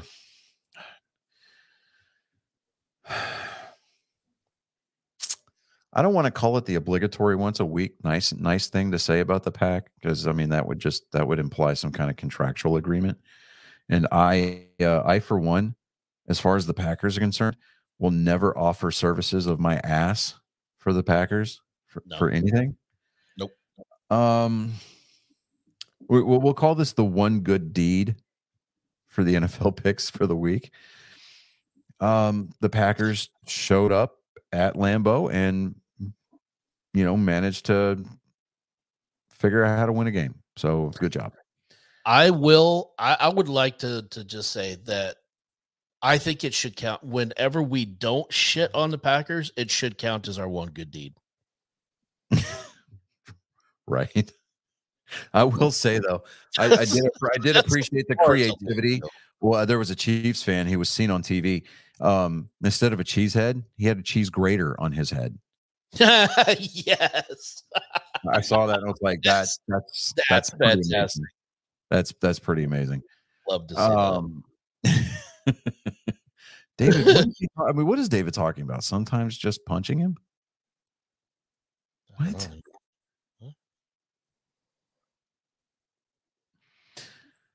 StreamYard, we love you, and we appreciate the fact that you offer us this platform upon which to record and broadcast, but you really got to come up with some way to shorten the I mean, it's like we're trying to talk to Mark Watney on Mars using a camera and a hexadecimal system. I mean, there's got to be a way to cut that down.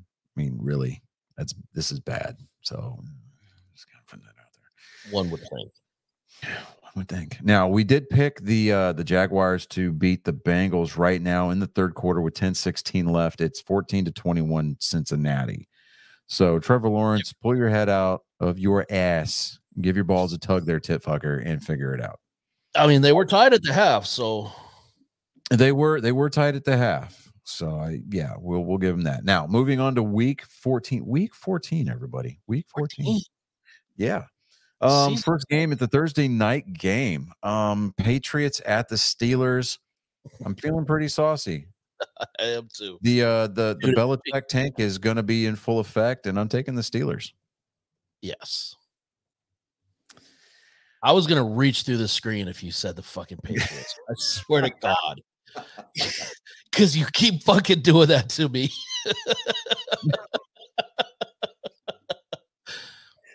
I'm like, obviously, we're going to say it at the same time. Ready? Right.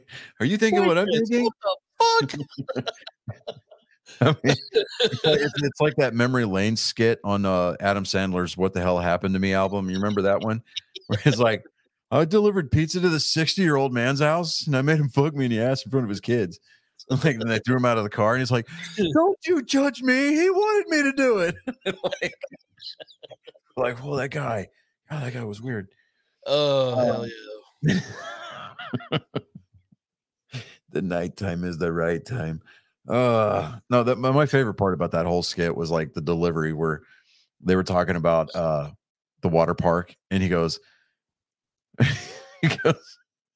this one time at a water park, this 60-year-old man came down the slide after me.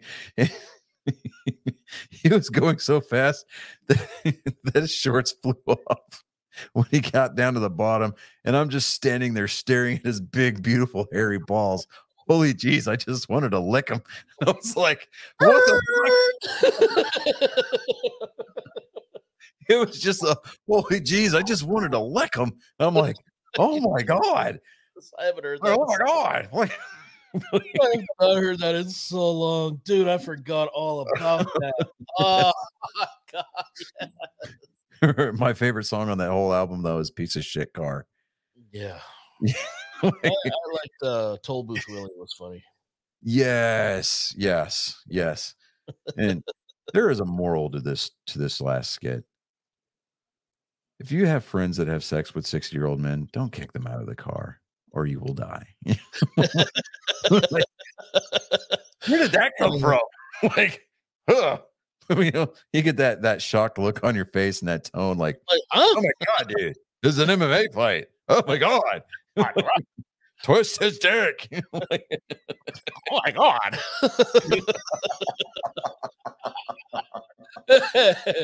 Yeah. There's the shock and then just the acceptance. Yep. Twist his dick. twist his dick. Twist his dick. All right. We got the Buccaneers at the Falcons.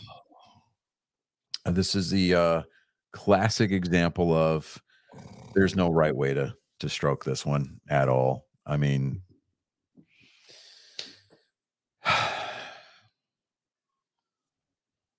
I would say, David, put your input in there and give us your pick. Tell us who you would like to pick, but I don't feel like waiting for 30 minutes.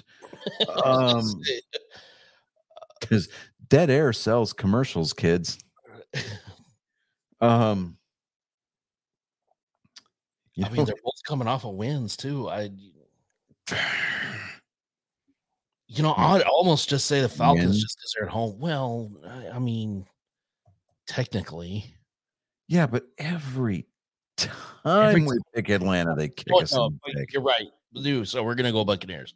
Yeah, they haven't exactly been good to us either, but I feel like they've let us down. I mean, the Falcons are the NFC equivalent of Tennessee.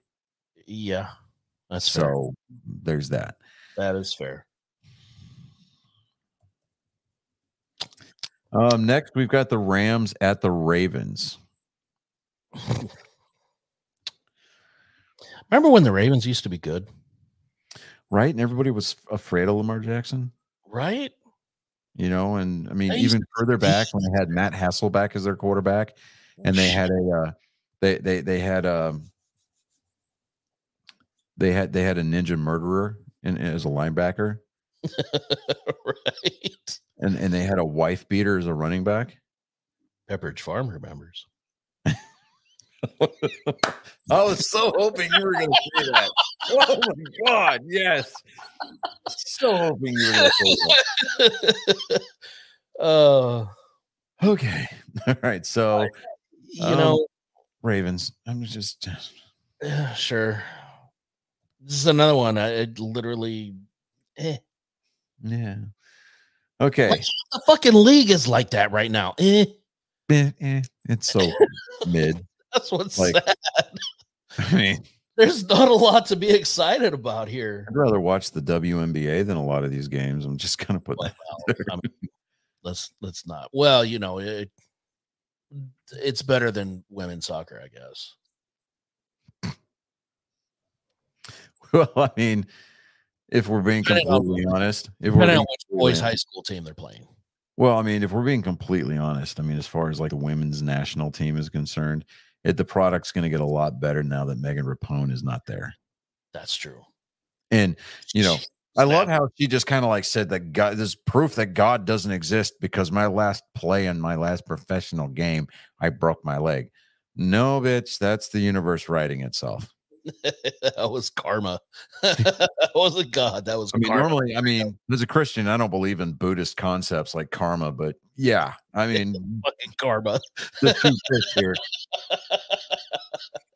The universe was giving you a middle finger at that point. I play for a country that I hate. Crack.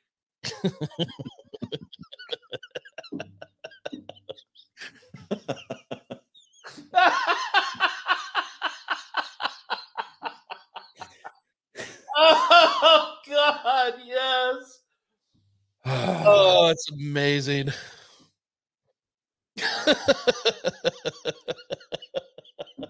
I mean, I miss the days of Mia Hamm and Hope Solo. I know, right? Yeah, it was, you could get behind him. I mean, Carl Edwards got behind Hope Solo for a while. Not wrong. I knew you were. I mean, and Noma Garcia-Parra still gets behind Mia Hamm all the time. So I'm just kind of putting that out there. Also true. I fucking knew you were going to go there. As soon as I said it. I feel like this is going on TikTok too. That's what I appreciate about you. All right, next we got the Lions at the Bears. Lions. Do I need to say it? I know better now. Not so much the Lions as I just know the Bears are going to lose. I mean, the Bears are going to do what they affectionately refer to as shitting the bed. I swear to God, if they win this game, I'm going to be so fucking pissed. We'll just stop doing picks if that's the case. I mean, I think so. At this point, it's just we'll just take a week off. You know, we'll just lead it up to a reader's poll or a listener's poll. At that point, we'll just put it on the website and just like, just you guys do it. We don't know what the fuck we're talking about. Go to our Twitter page. We'll put up a poll. Right. Fuck. Actually, Let that's not all the analytics for it. Do what? That's not actually a bad idea. We'll see how the listeners do against our picks. We will see. That's not a bad idea. There are very few things in this world that causes a man to pause mid-syllable. You know, like a revelation, prostate check. That would do it every time. That was a moment. That was a great. That's a great idea, sir. Especially if the doctor has both hands on your shoulders. That'll really make you pause. Hey, as long as he takes the Super Bowl ring off first, we're okay. Yes. Rodney Carrington. You liked it? No. Kiss me on the neck, you son of a bitch. Come here and hold me, you son of a bitch. It's like he had a little TV screen out in the waiting room. Look, kids, there he is. That sure, is, we gotta your hair's all disheveled. You look like a used up hooker. Is there any reason? I mean, can we think of any reason at all why that man's wife divorced him? I mean, not a one. Not a one. I mean, he didn't cheat on her a bunch of times either. No. Your blue blocker sunglasses are here.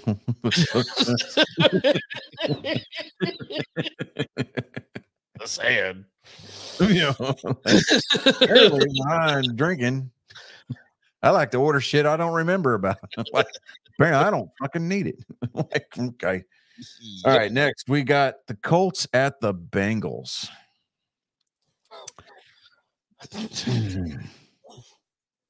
There we go, the Bengals. They tied it back up. All right, fine. I'm in. Bengals.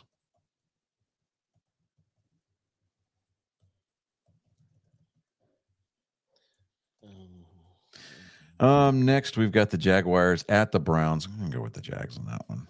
Yeah, that's a no-brainer. Well, we say it's a no-brainer. However,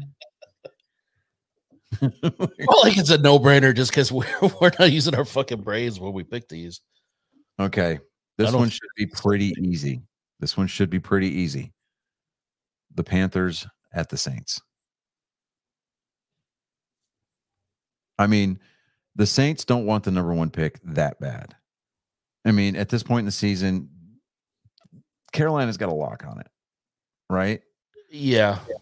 I mean, unless Bill Belichick just like reaches in and, just like he does the whole hand wave thing. He's like, you are going to lose this game. He doesn't in true Belichick fashion. He's like, do your job. Yeah, I gotta go Saints on this one. Yeah.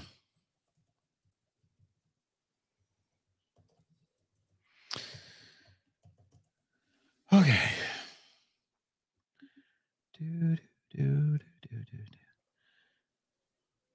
Yeah, I'm checking the YouTube chat, and I'm like, it's just sitting there. Like, okay. Okay. Yeah. Mm-hmm. Yeah. I don't have to listen to it. I don't have to listen to it now. I'm going to listen to it tomorrow when I'm doing the editing. Yeah. Yeah. Which feels like an excuse to me. I'm just kind of saying. Okay. Now, this is the game that I will fight you for this pick. I want the Texans over the Jets. Wow.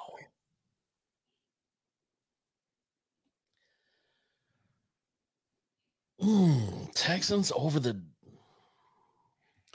Jets. You know what? Earlier this year, I would have fought you. Because I kind of had a soft spot for the Jets earlier this year. But yeah, a lot of people did, including Aaron Rodgers' Achilles tendon. That's a fair point. But yeah, no, lately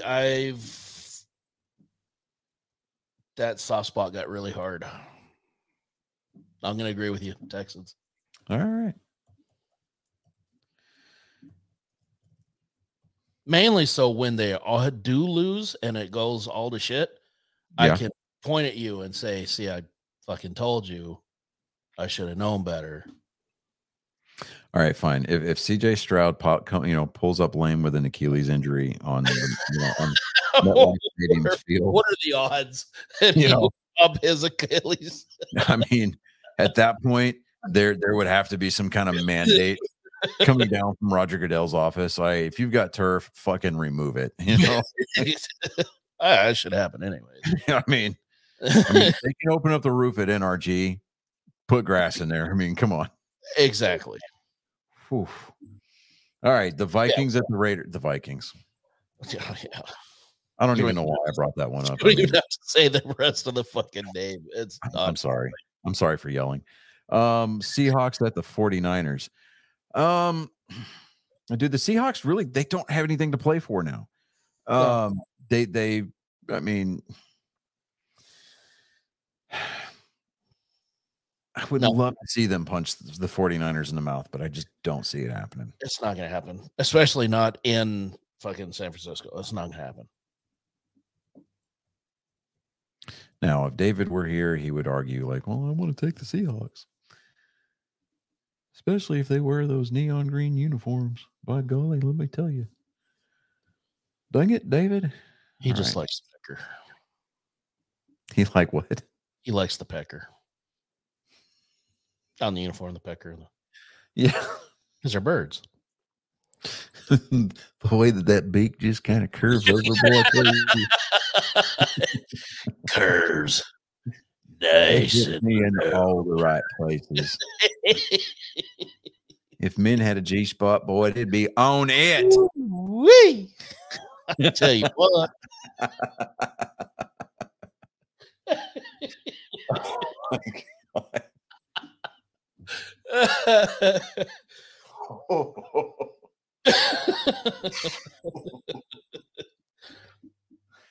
Oh, you know. He's gonna be so pissed listening to this. No, because if he were here, he would just be sitting there with his hands just like this. That's true, because he knows that we would be doing this to his face. Yeah. But the fact that he's absent, the fact that he's absent, it's almost like we're playing a practical joke on the kid with Down syndrome on the playground, you know. Yeah, pretty much. You know, not that we condone that kind of behavior. So they're talking about the special needs people. Shut up. God. My son has special needs. So that makes I've got a special needs kid. Exactly. You know? It makes it okay. He's on the spectrum. Come on now. Enough is enough. Yeah. At some point it's just jokes. Well, in David's case, it's not necessarily jokes as us just speaking truth about him. Here's a piece of sage advice for the rest of the listening audience. These are jokes, not dicks. Quit taking them so hard. Yay, barely. You, sir, have been weighed, measured, and found wanting. Wanting. Bills at the Chiefs. Who you got there? Oh, I'm saying he's tanking. I gotta go Chiefs. Yeah, he's gunning for the race to the bottom of the barrel. Well, I mean, we're not talking about the Pats. We're talking about the Buffalo Bills. The Bills, you're right. Same difference. Yeah, we're gonna still take the Chiefs. We're going to Chiefs because I mean the Bills have not been playing inspiring football. Why did my screen go? Why do I see a down thumb? I don't know. That's somebody's down thumbing you. Yeah, I don't know. I think it's a gesture thing. Like it's like when I was growing up, right? My dad would sit there and go, "You see this thumb?" And I'm like, "Yeah." He goes, "I can beat the shit out of you with this one. I can kill you with this one." And then he would commence to like beating the shit out of me with a thumb, and I'm just sitting there like, God, quit! How are you doing this? And then when I became a dad and I did the same thing to my kids, I was like, oh, die, unlimited power. I'd look at him and be like, I know thumb foo. Show me.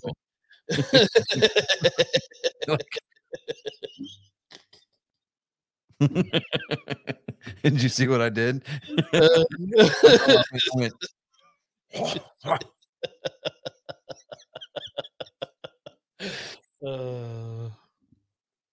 Okay. All right. So we got the Broncos. I mean, the Donkeys. God, so I'm so like disheveled and so flustered because we're so far off track. We are a semi-professional podcast. Sometimes the Donkeys at the Chargers. Although now that I say it out loud, it doesn't even sound right. It doesn't. I mean, I was like, okay, now we have to tread very lightly here. We have to tread very lightly because we've had our fair share of spiteful picks over the season. And each and every one of them has come back to bite us right square in the. We have another one coming up here too. Oh no, I have all the faith and confidence in that next pick. But yes, but it feels spiteful to say it out loud. It does feel spiteful, but I think that there's reason for it, and I believe that it could happen. Do we go hashtag giddy up and take the Donkeys? You know what we do? Yeah. Okay. I mean, what are we gonna worry about our record? We're worried about trashing our record this year. Come on. I mean, right now, as it stands, we're probably like, I don't know, in line to get like the number 4 overall pick in the first round. Yeah, like we're no, that's not fair. We're probably like we're not making the fucking the we're probably like the 25th pick overall. That's where we're at right now, record wise. We're not making we're just good enough to where we'll never get better. Yes. We are permanently right in the center. Like in that 500 purgatory hell. Just in limbo for life. Oh, ladies and gentlemen, we have become the Minnesota Vikings.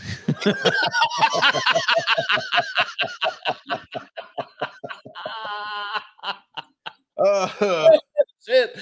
There's another one of our t-shirts right there. Right? Okay. Yeah. Oh, look, you lost a viewer. That's awesome. Yes. Okay. We're the only ones that would celebrate losing a viewer. Oh, Maria chimed in. She goes, your soft spot got hard phrasing. Yes. That's why Maria is our favorite. That's why. That's why. Okay. This next pick, Sunday Night Football. The Eagles of Philadelphia, home of the brotherly shove, are coming to AT&T Stadium, attempting to do what nobody else has been able to do over the last 14 home games. And that is beat the Dallas Cowboys. Ain't gonna happen. We here at Angry Media Productions, we here at Nerd Sports, to the individual, both Chris Jacka and myself, firmly believe that ain't gonna fucking happen. Nope. Not in our fucking house. No. Who them boys? Yeah. So we are gonna take the Cowboys. I'm gonna give them a little brotherly nudge.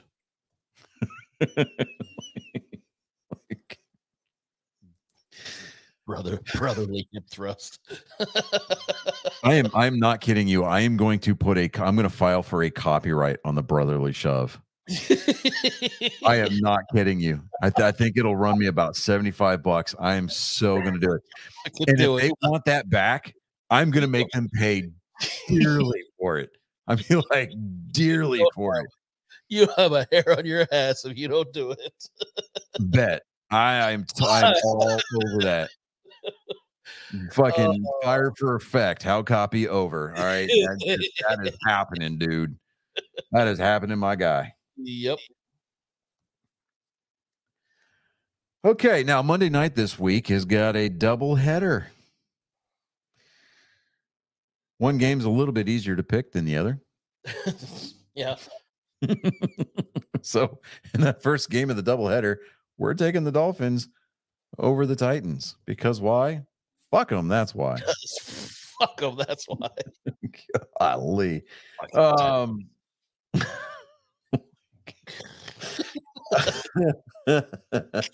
you. Okay. I tried to be nice. All right. I tried to be nice all year. I've tried. To me or the Titans? To the Titans. I'd fuck them. No, I can't be nice anymore. Yeah, just, they have not been nice to me.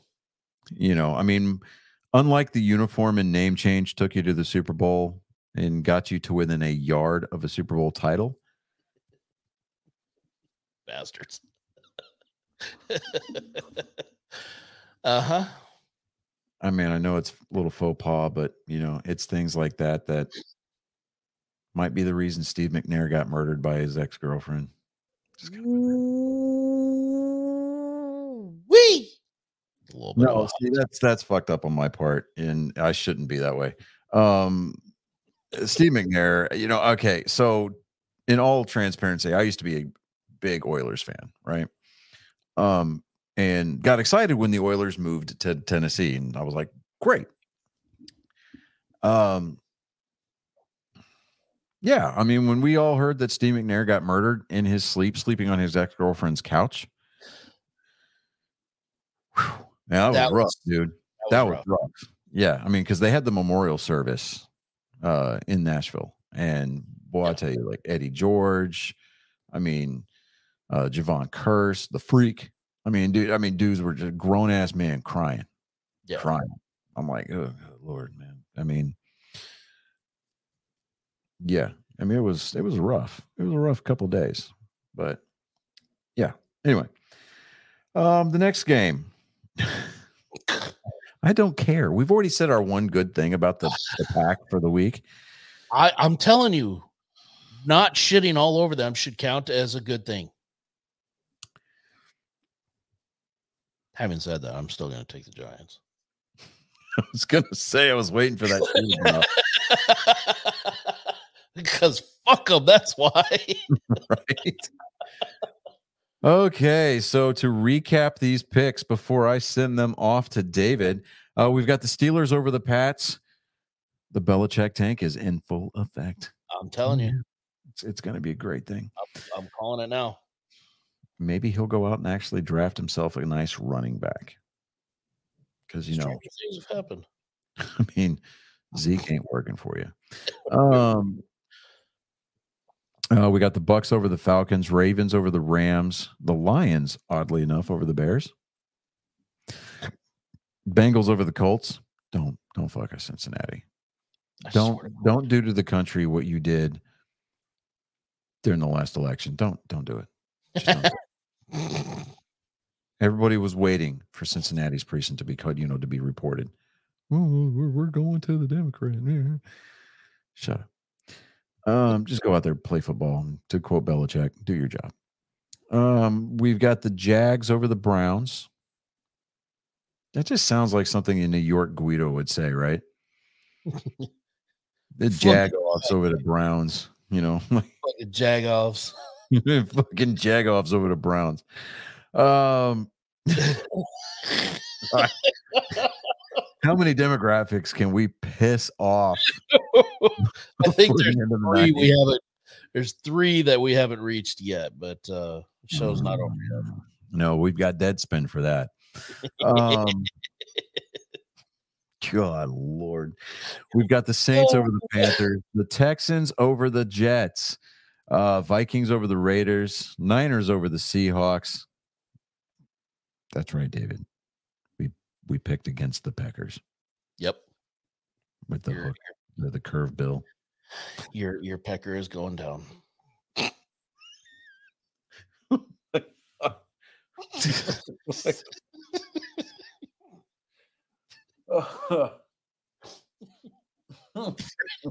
Crazy. This time of year, it's pretty cold in San Francisco, right?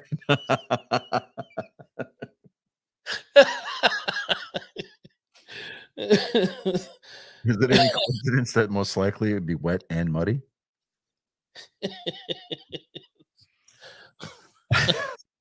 God.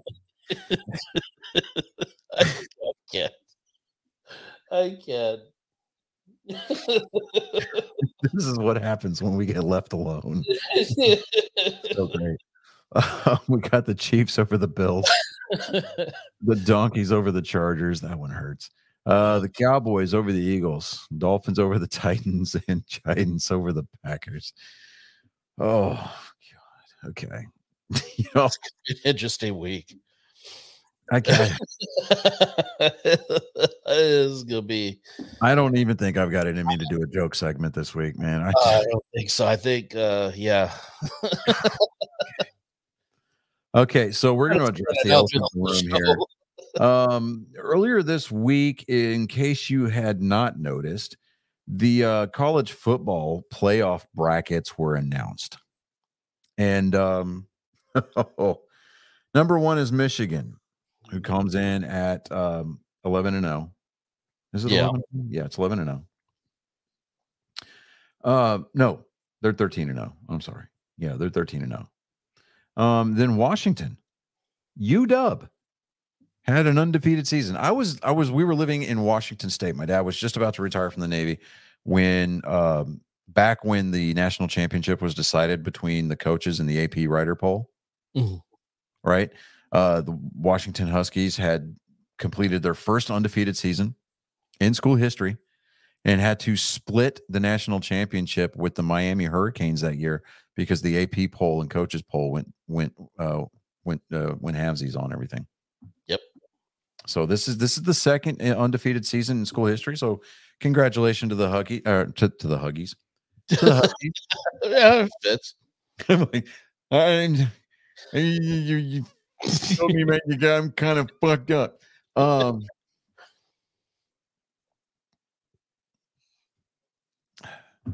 see my face on the YouTube. It's on the replay. And it's like I can't even like my face doesn't even look like, I'm just sitting there kind of going, hey guys. No, not gonna do it. No. My mama done told me when I was knee bad. Tell me about the rabbit story. Like, Mr. Bunny Rabbit, please don't do that. Oh my God. Oh man. We need to get through the rest of this show without killing ourselves. Number 3 is the University of Texas. Woo! It pains me to say this as an Aggies fan, but hook 'em horns. Go. I'm Bring actually it home. Bring it home. Okay. I mean, they have the hardest schedule. Like, I know, and we're going to get to that. Let's not jump ahead yet. Let's not jump ahead yet. Okay. Number 4 was given to Alabama. Okay. Now, given, that is the correct word. Yeah, correct. Now, let me expound upon this. I attempted to get one of my Army people, one of my buddies from the Army, one of my old squad leaders, as a matter of fact. He's single-handedly the biggest FSU fan I've ever met my entire life. Oh God, is he doing okay? I sent him a message on Messenger tonight, inviting him to come on the show to, shit all over Alabama. Yeah, dude. I was like, all right, man. I'm giving you a platform to tee off if you're interested. He was otherwise engaged this evening. So it's completely understandable. That's a shame. Chip, if you're listening, whatever, fine. The invitation is still open. Would love to have you on. Because get this, Chris, he's also a Raiders fan, and his JV team are the Saints.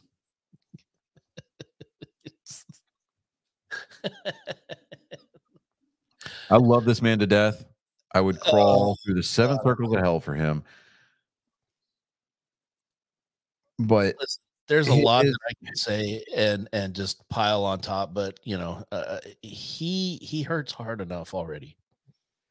I don't need to jump on that particular dog. We jumped him out in the field one time, and dude, there was 3 other dudes on him. He picks me up and dumps me on my head. I couldn't feel anything from the neck down for like 3 or 4 minutes. Awesome. Yeah. Gave you the stinger. No. Yeah. Yeah. I'm sitting here.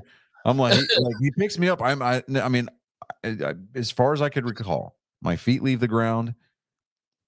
I remember the top of my head hitting the ground, and then I don't feel anything. I'm laying there. I'm like, they're like, he looks down. He's like, get the fuck up. I was like, and then he calls me Sally. Right. I was like, I can't feel my arms and legs, like legit. Right. And he was like, oh shit. So we sat there for a few minutes. Everybody's freaking out. Like, oh my God, Skelton's paralyzed, Oh, I fucked up. Yeah. And then I started to get that tingle feeling, like the pins and needles coming back. And I'm like, yeah, I think I'm going to be okay. Just going to go walk it off. I'm going to go back to this. I'm going to go back to my alfalfa and cry. Just going to go take my 50 apart in the middle of the night. And, this is my rifle. There are many like it, but this one is mine. Right. This one is mine. I'm here to do what you tell me to, Joe Sergeant. God. Now, my problem with Alabama being in number 4 is the fact that Texas beat them. Now, one could argue, oh, well, they beat the number 1 team in the country. Like, so what? You know how many close games Georgia's had this year? Yeah. I mean, what are you going to talk about? Strength of schedule. Dude, Florida State had one of the hardest schedules in the country. They actually did go undefeated. Mm-hmm. Okay. Texas, I see Texas's justification for being in there because, one, this is the last year they're in the Big 12. Okay. The only loss that they had this year was to Oklahoma, and that was on a bullshit call. Right. Okay. Alabama got embarrassed in Tuscaloosa by Texas. Okay. And don't come at me with the whole, Alabama this and Alabama that, Nick Saban this, Nick Saban that.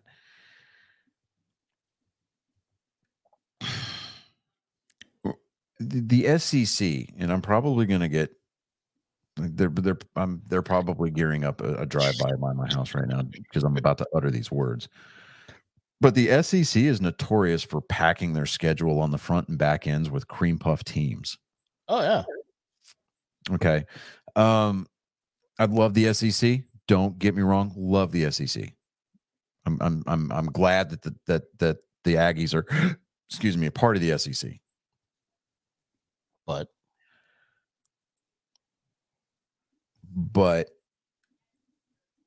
I don't think that the SEC deserves to be represented here. I really don't. not this year. Not this year. You know, and now to that effect, I mean, you're going to have every school out there has its own system, kind of a thing, right? I mean, places like Texas Tech, notorious for being a system school, right? As far as like quarterbacks, I mean, Cliff Kingsbury, he was a system quarterback. I mean, the only quarterback that has a consistent record of success that has come out of Texas Tech, Patrick Mahomes, right? Yep. But I mean, as far as SEC quarterbacks, I mean, the most notable one that comes to mind is McCarron, and he was out of Alabama. Now, granted, he was playing in the USFL this year, but the dude was going off, man, like lights out. Got a second chance to play football, going lights out, like going bonkers. Okay. I mean, I've always got, I've got a soft spot in my heart for Tim Tebow. I mean, because the guy was, I mean, the guy stayed true to his conviction. He stayed true to who he was, regardless of the media, regardless as to what the pub or the court of public opinion had to say. Yep. I would love to meet Tim Tebow. Would love to meet Tim Tebow. And yes, I understand, everybody, ladies and gentlemen. I would have to, your boy here would have to put a filter in. I get it. I mean, I'm capable of doing that. It's called tact. I think that Florida State deserved to be number 4. This definitely makes an argument for an expanded playoff bracket for next year. I mean, the NCAA has been, I mean, they've made it into an MOS, you know, with the amount of screwing over of schools and in particular individuals over their entire existence.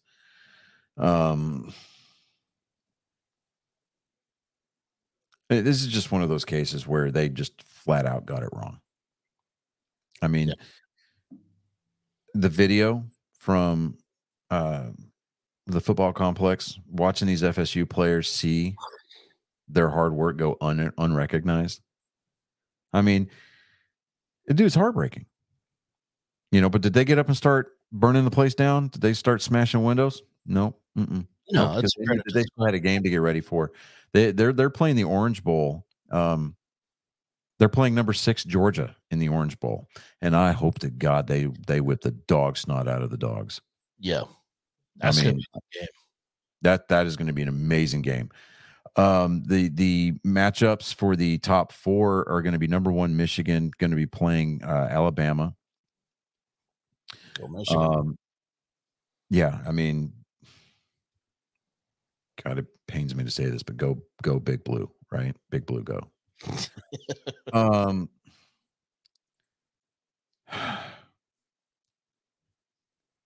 You got to root for the team from Texas, man. I'm picking the Longhorns to beat Washington. Yeah, Washington put together an impressive season this year. That's going to be a slog, though. Dude, that is going to be a defensive battle. Yes.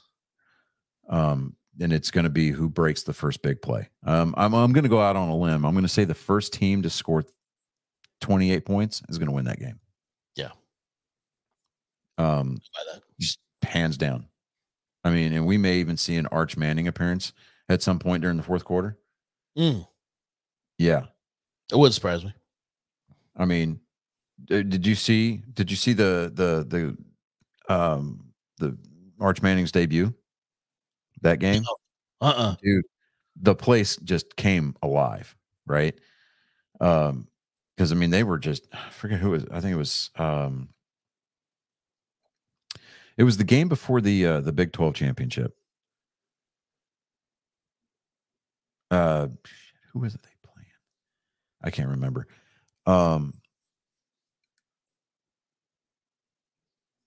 Texas Tech. They were playing Tech in Austin, and they were just beating the pants off of Tech, like by 50 points. I mean, it was bad, right? I mean, it was bad. I mean, Tech comes in talking all this smack and all this noise, right? I mean, they're getting all these people tweeting on their behalf, and then the Twitterverse just went silent. It was like Grant Tarkin just kind of said, "Fire at will." You may fire when ready. Like, you know, I mean, what? You said nobody would get hurt. You are far too trusting. Like, you know, did I make up for it? Did I redeem myself right there? It's defenseless. They have no weapons. You can't possibly. Yep. That's an apt description. Yeah. You know, and then when Arch Manning came out, right? Dude, I mean, the kid, I mean, when first and foremost, whenever they brought him in, he just flat out said, "Look, I am a freshman. Treat me like anybody else." Yeah. And earned his way onto that team, right? Right. And then he, you know, his first drive, I think, ended in a punt. But then when he goes back out for his second drive and it ends up in a touchdown, dude. Oh, rip the place down. Wow. Yeah, like here, I am the captain now. You know, I mean, right. I mean, it was pretty impressive. So I mean, God, you know, and I've got some really good friends that are Tide fans, and I'm just like, man, ooh, it honestly just feels like it's they're pandering. It's NCAA pandering. Yeah. Yeah.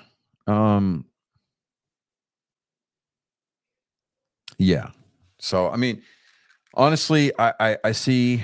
I'm going to call it now. The national championship game is going to be number 1 versus number 3 at NRG Stadium, and I think Texas is going to take home the hardware.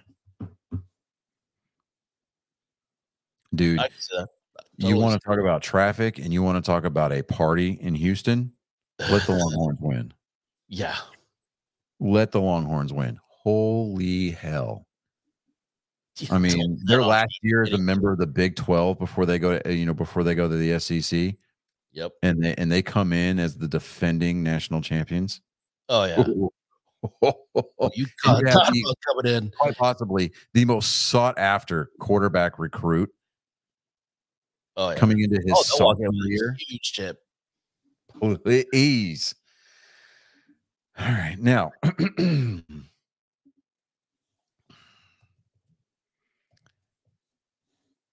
all right. As we stated at the top of the show, it is Army Navy week.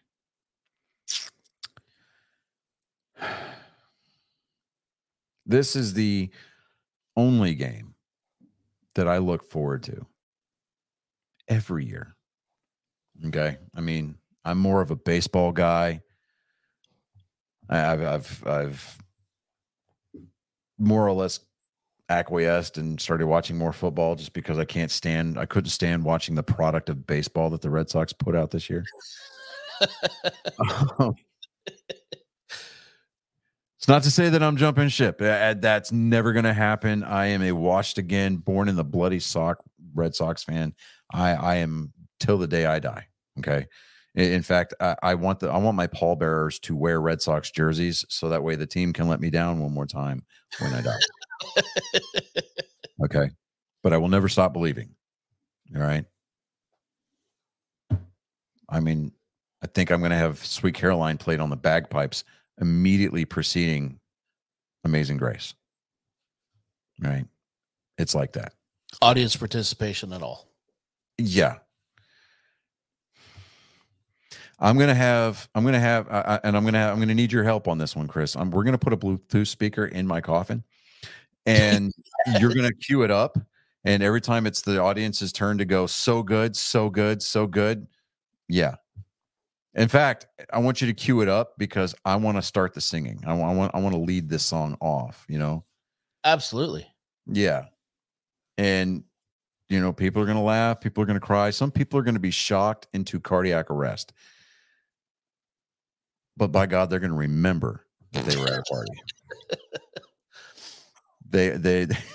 We're going to run an extension cord down underneath so that it just keeps playing. So you just hear every time you walk by your grave, you just hear muffled.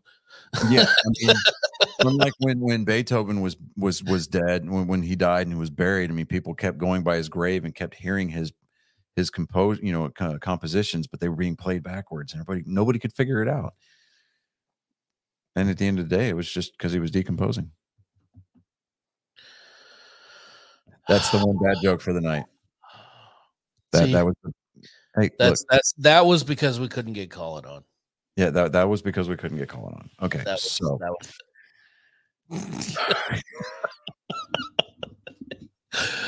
oh my God. Okay, so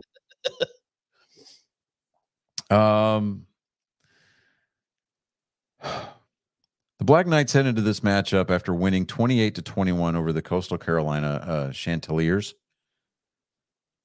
Kind of a damn. What even? Chanticleers. It's like, what do you even have your mascot as? Is it just like a lace doily or what? I don't even know what the hell that thing is. I mean, when I think somebody said, "Oh, I'm a Chanticleer," like, okay, so you smoke a corncob pipe and wear buffalo plaid and suspenders with capri pants? You're that kind of hipster. Okay, I got you.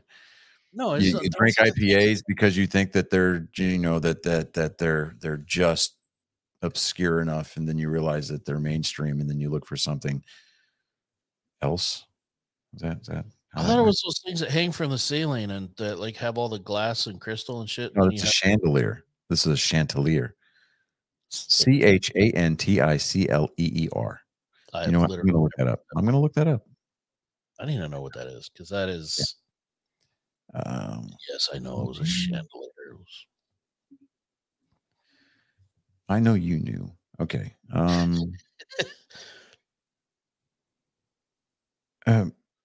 Chanticleer is a. Oh, here we go. Word origin.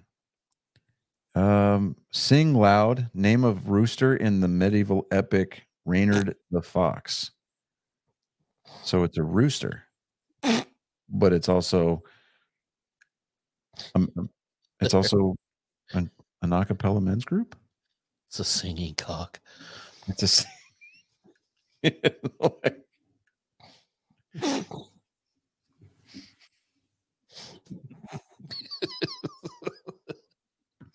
he gets too throaty. He has to stop and spit. Yeah.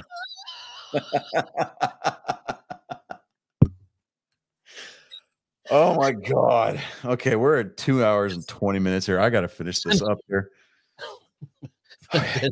He can't sing again for a couple hours. All right. So the last game that the Black Knights played was 28-21 over the Coastal Carolina Chanticleers. I can't hear that word now.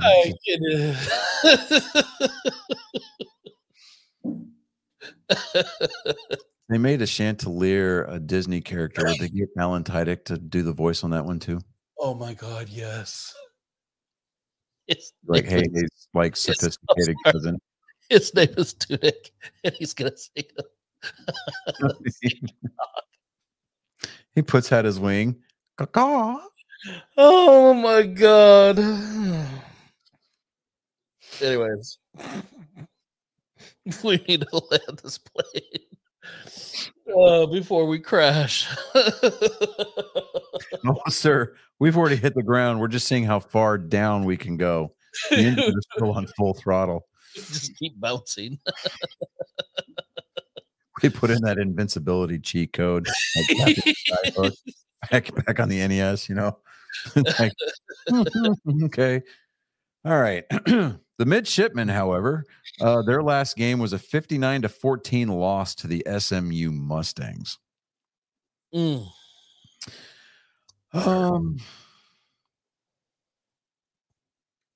Obviously, go Army, beat Navy. Yeah. Riley Tyson, who's the running back for Army, he had 12 carries for 112 yards. He averaged 9.3 yards per carry with 1 touchdown in that game. There was absolutely no passing to speak of because Avian Smith, the quarterback for Army, 0 yards on 0 passing for 0% completion percentage. Like in a matchup against the Chanticleers with no touchdowns and interceptions. I'm like, okay. You can't intercept if you don't throw it. Tell me that article was not written by the same guy that writes the FMs for the fucking military. Yes. We've already established that he didn't throw the ball. He didn't even attempt to throw the ball. He had a 0 for 0 day for 0% pass or completion percentage. Yeah. Oh, but he didn't throw any interceptions either. No shit. Dude, you gotta put the brides. That's the positive OER bullet point. Did not turn over ball. Exactly. By God, put that man for an RCOM. I'm telling you, that dude is destined to be an officer. See, what's funny is that he's going to go to an infantry unit where it gets negotiated down from an RCOM to a fucking certificate. Hearty handshake. Hearty handshake and a canceled Donza. That's what that is. There you go.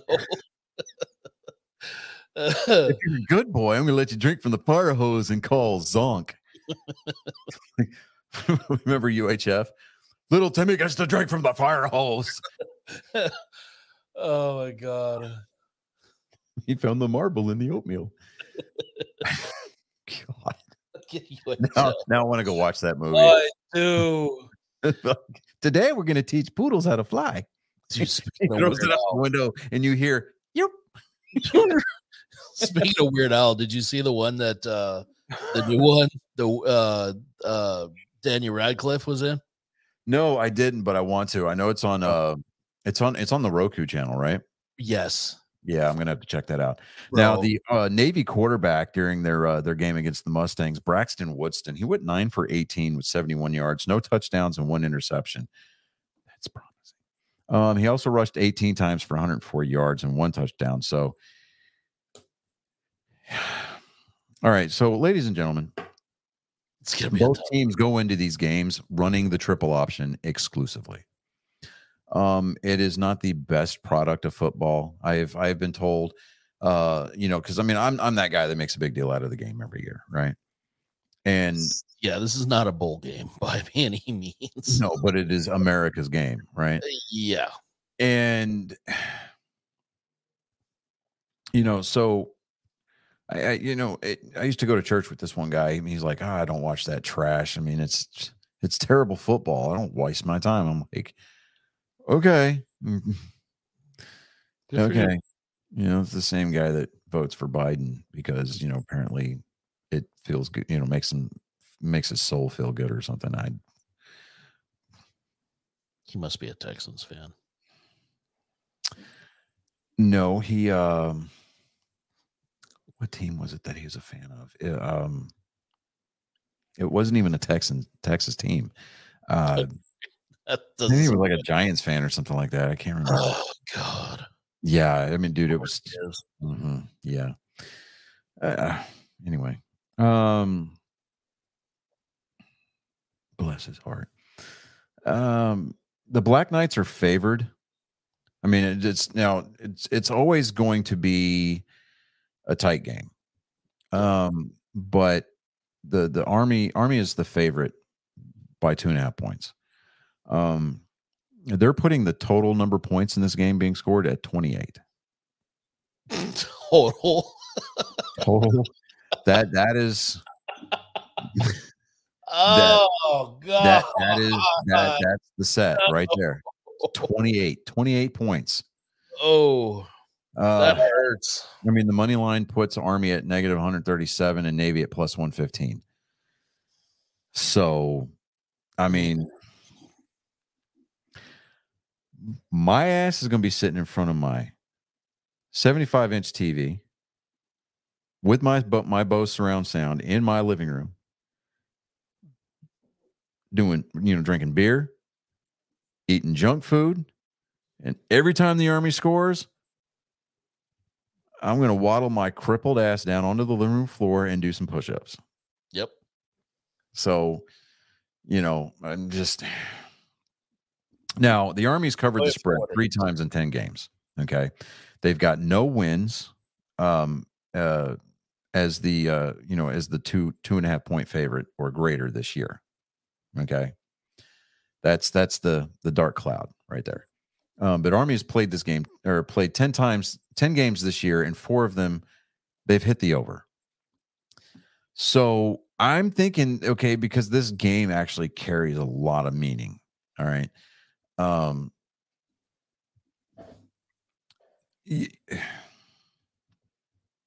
think that they're gonna hit the over. I think so. I think they're gonna beat the spread on this one. Now, as far as the Navy's concerned, against the spread, Navy's 4-5-1 this season. Okay, so while the Army comes in with their line being 2.5 point favorites, they're 0-4. Against the spread, the Navy is 4-5-1 this season.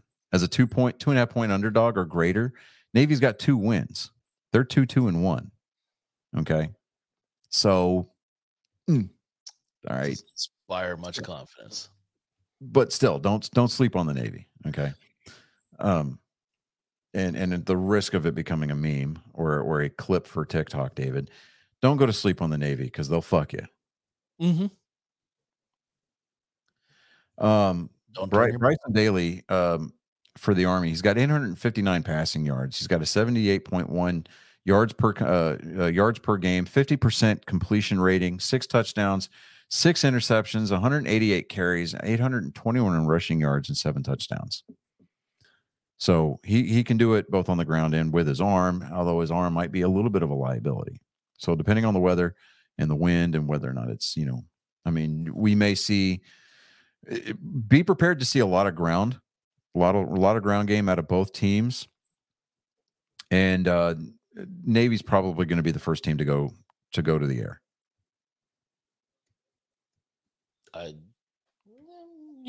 I would say so. Kanye Udoh, UDOH. He's got 86 carries, 436 yards, 39.6 yards per game. And 1 touchdown so far this year. Isaiah Alston, 9 receptions, 266 receiving yards, 24.2 yards per game, and 2 touchdowns this year. Noah Short, 18 receptions, 252 yards, 22.9 per game, 2 touchdowns. Casey Reynolds has got 13 receptions, 205 yards, 18.6, and no touchdowns to show for it. On the defensive side, Leo Lowen has got 72 tackles, 2 tackles for a loss and 3 sacks.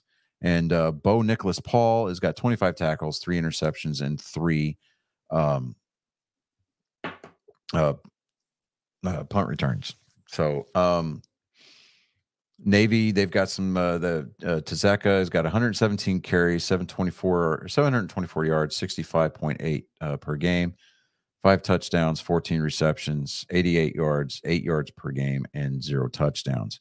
So I mean, they're going to pound him. I mean, they're going to pound him. He's going to be their guy that tries to break the perimeter, tries to catch that edge.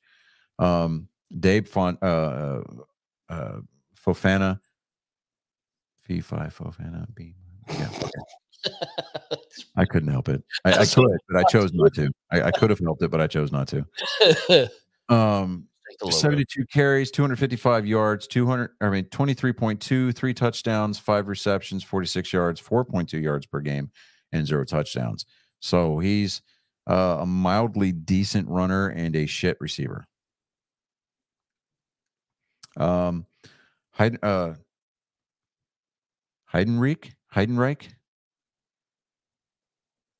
That could become a meme.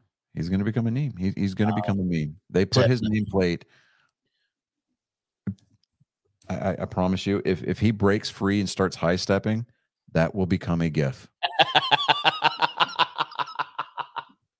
Yep. And then we'll dub the national, the Nazi, whatever, the anthem, right? You know, that poor kid. All right. And in true German fashion,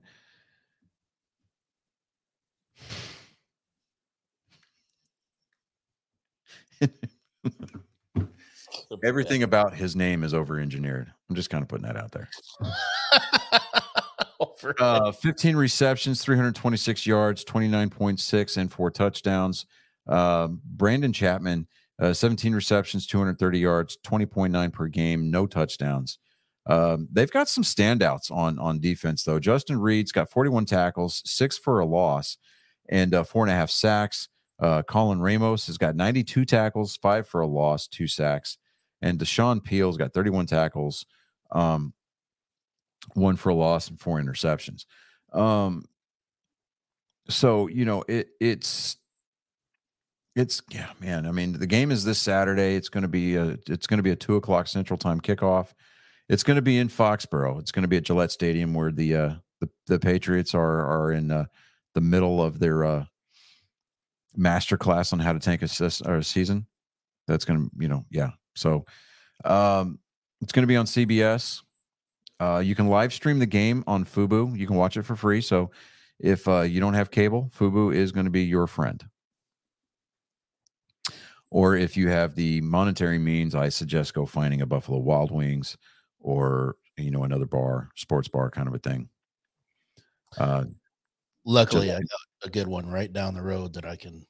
So, and now here's your safety brief before we land this plane. If you're going to drive, don't drink. If you're going to drink, don't drive. Don't add to the population. Don't subtract from the population. If you find yourself in a position where you are incarcerated for the weekend, you might as well just wait until Monday, because if you call the first sergeant or the sergeant major, they're going to make you wait till fucking Monday to get you out anyway.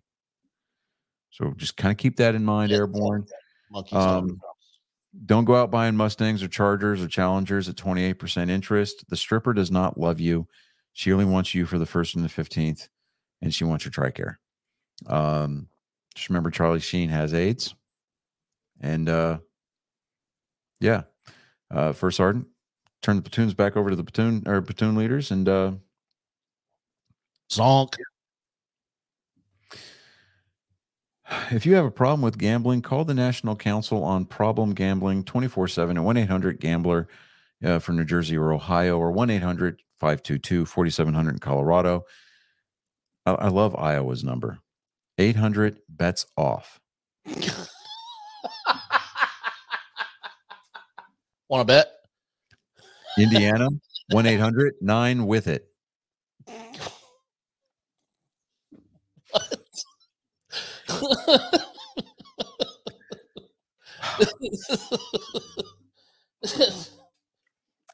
Must be 21 and older to gamble. Sports betting and gambling are not legal in all locations. Be sure to comply with laws applicable to where you reside. We occasionally recommend interesting products and services. If you make a purchase by clicking one of the links, we may earn an affiliate fee. That is not us. We do not have affiliate shit yet. Not yet. You know, I've yet to get David's dicks by mail. Seriously, I'm firmly convinced that he screwed up the invoice on it, and he's going to get that in his own mailbox if he has not already. That's why he couldn't come on tonight. He went into a diabetic coma from all the gummy phalluses that he shoved down his throat. He's got a mouthful of dick right now. That sweet, sweet gummy dick. For playing a fruity game of Pudgy Bunny. Damn it. Oh, man.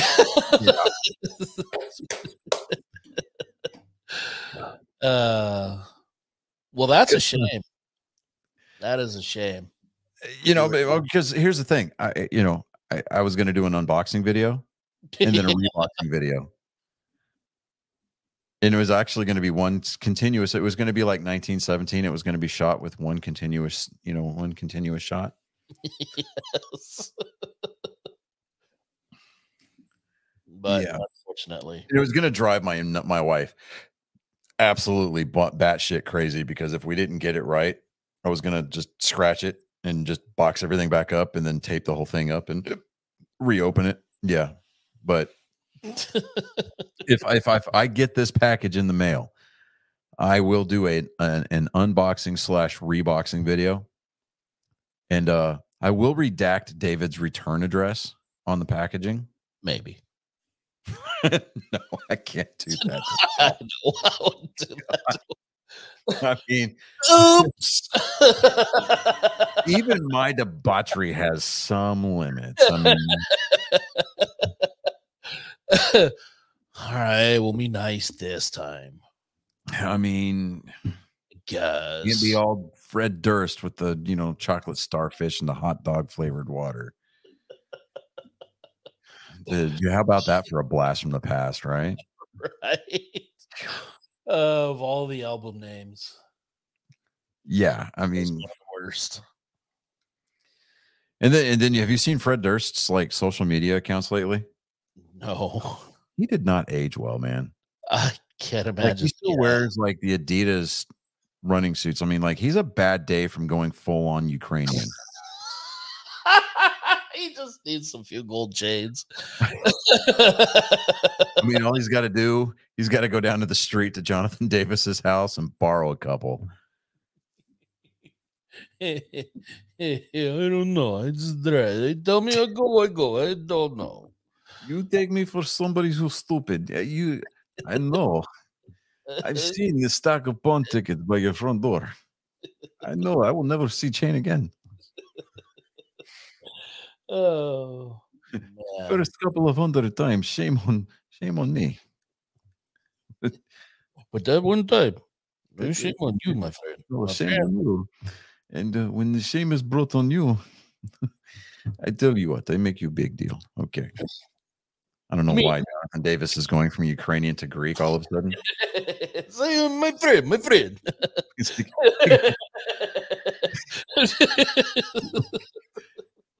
Just before you die, I will have Brian Head come pray last rites over you. Yes? Okay. You come, big Chain out now. Okay. Remember, I know where you run. I know where you do business. like, how do you know where I do business? Don't worry. Like, I just know. I had to go and pawn all guitars from my corn days, so I could feed family and ungrateful wife. Look, he's in the kitchen now, eating baklava, as big as this double door. I had to sell a house that was on MTV Cribs. I mean, yes, it was leased, and I technically did not own it, but I sold it anyway. Nobody cares. Just like the rest of them. No, God, I don't know. Yeah. I don't know where that came from, but I have no idea. Why is it that when Russian people speak Russian, right, they speak Slavic, right? It sounds very eloquent, right? It's a very beautiful language, right? I mean, it's like a sexier version of German, right? But when they speak English, my God, it sounds like they're trying to take over the fucking world. Right? There's a very big reason why we are bad guys in Bond films. Just saying. In Mother Russia. Better use you for a rug. In Russia, backpack getter you. In Mother Russia, car jumpstart you.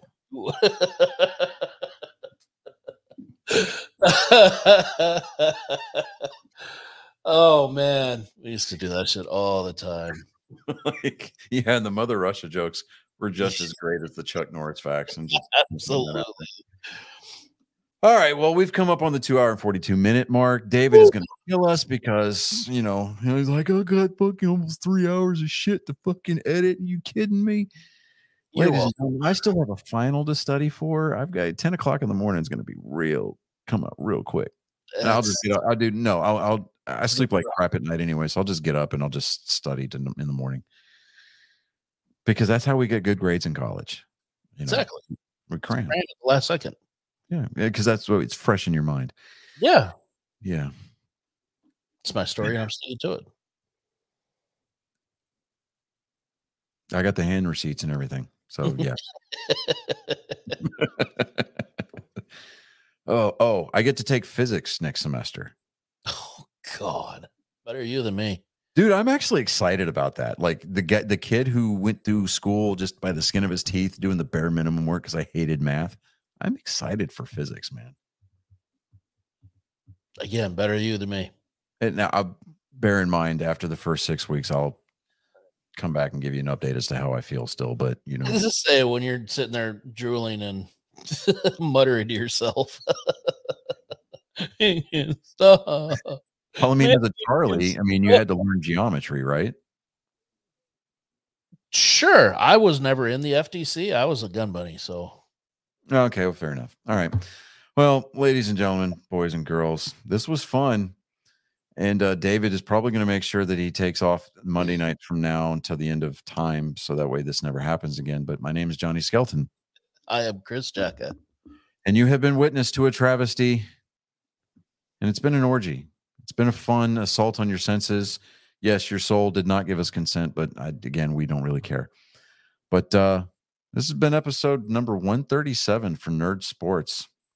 We hope that you have enjoyed listening to it as much as we've enjoyed making it.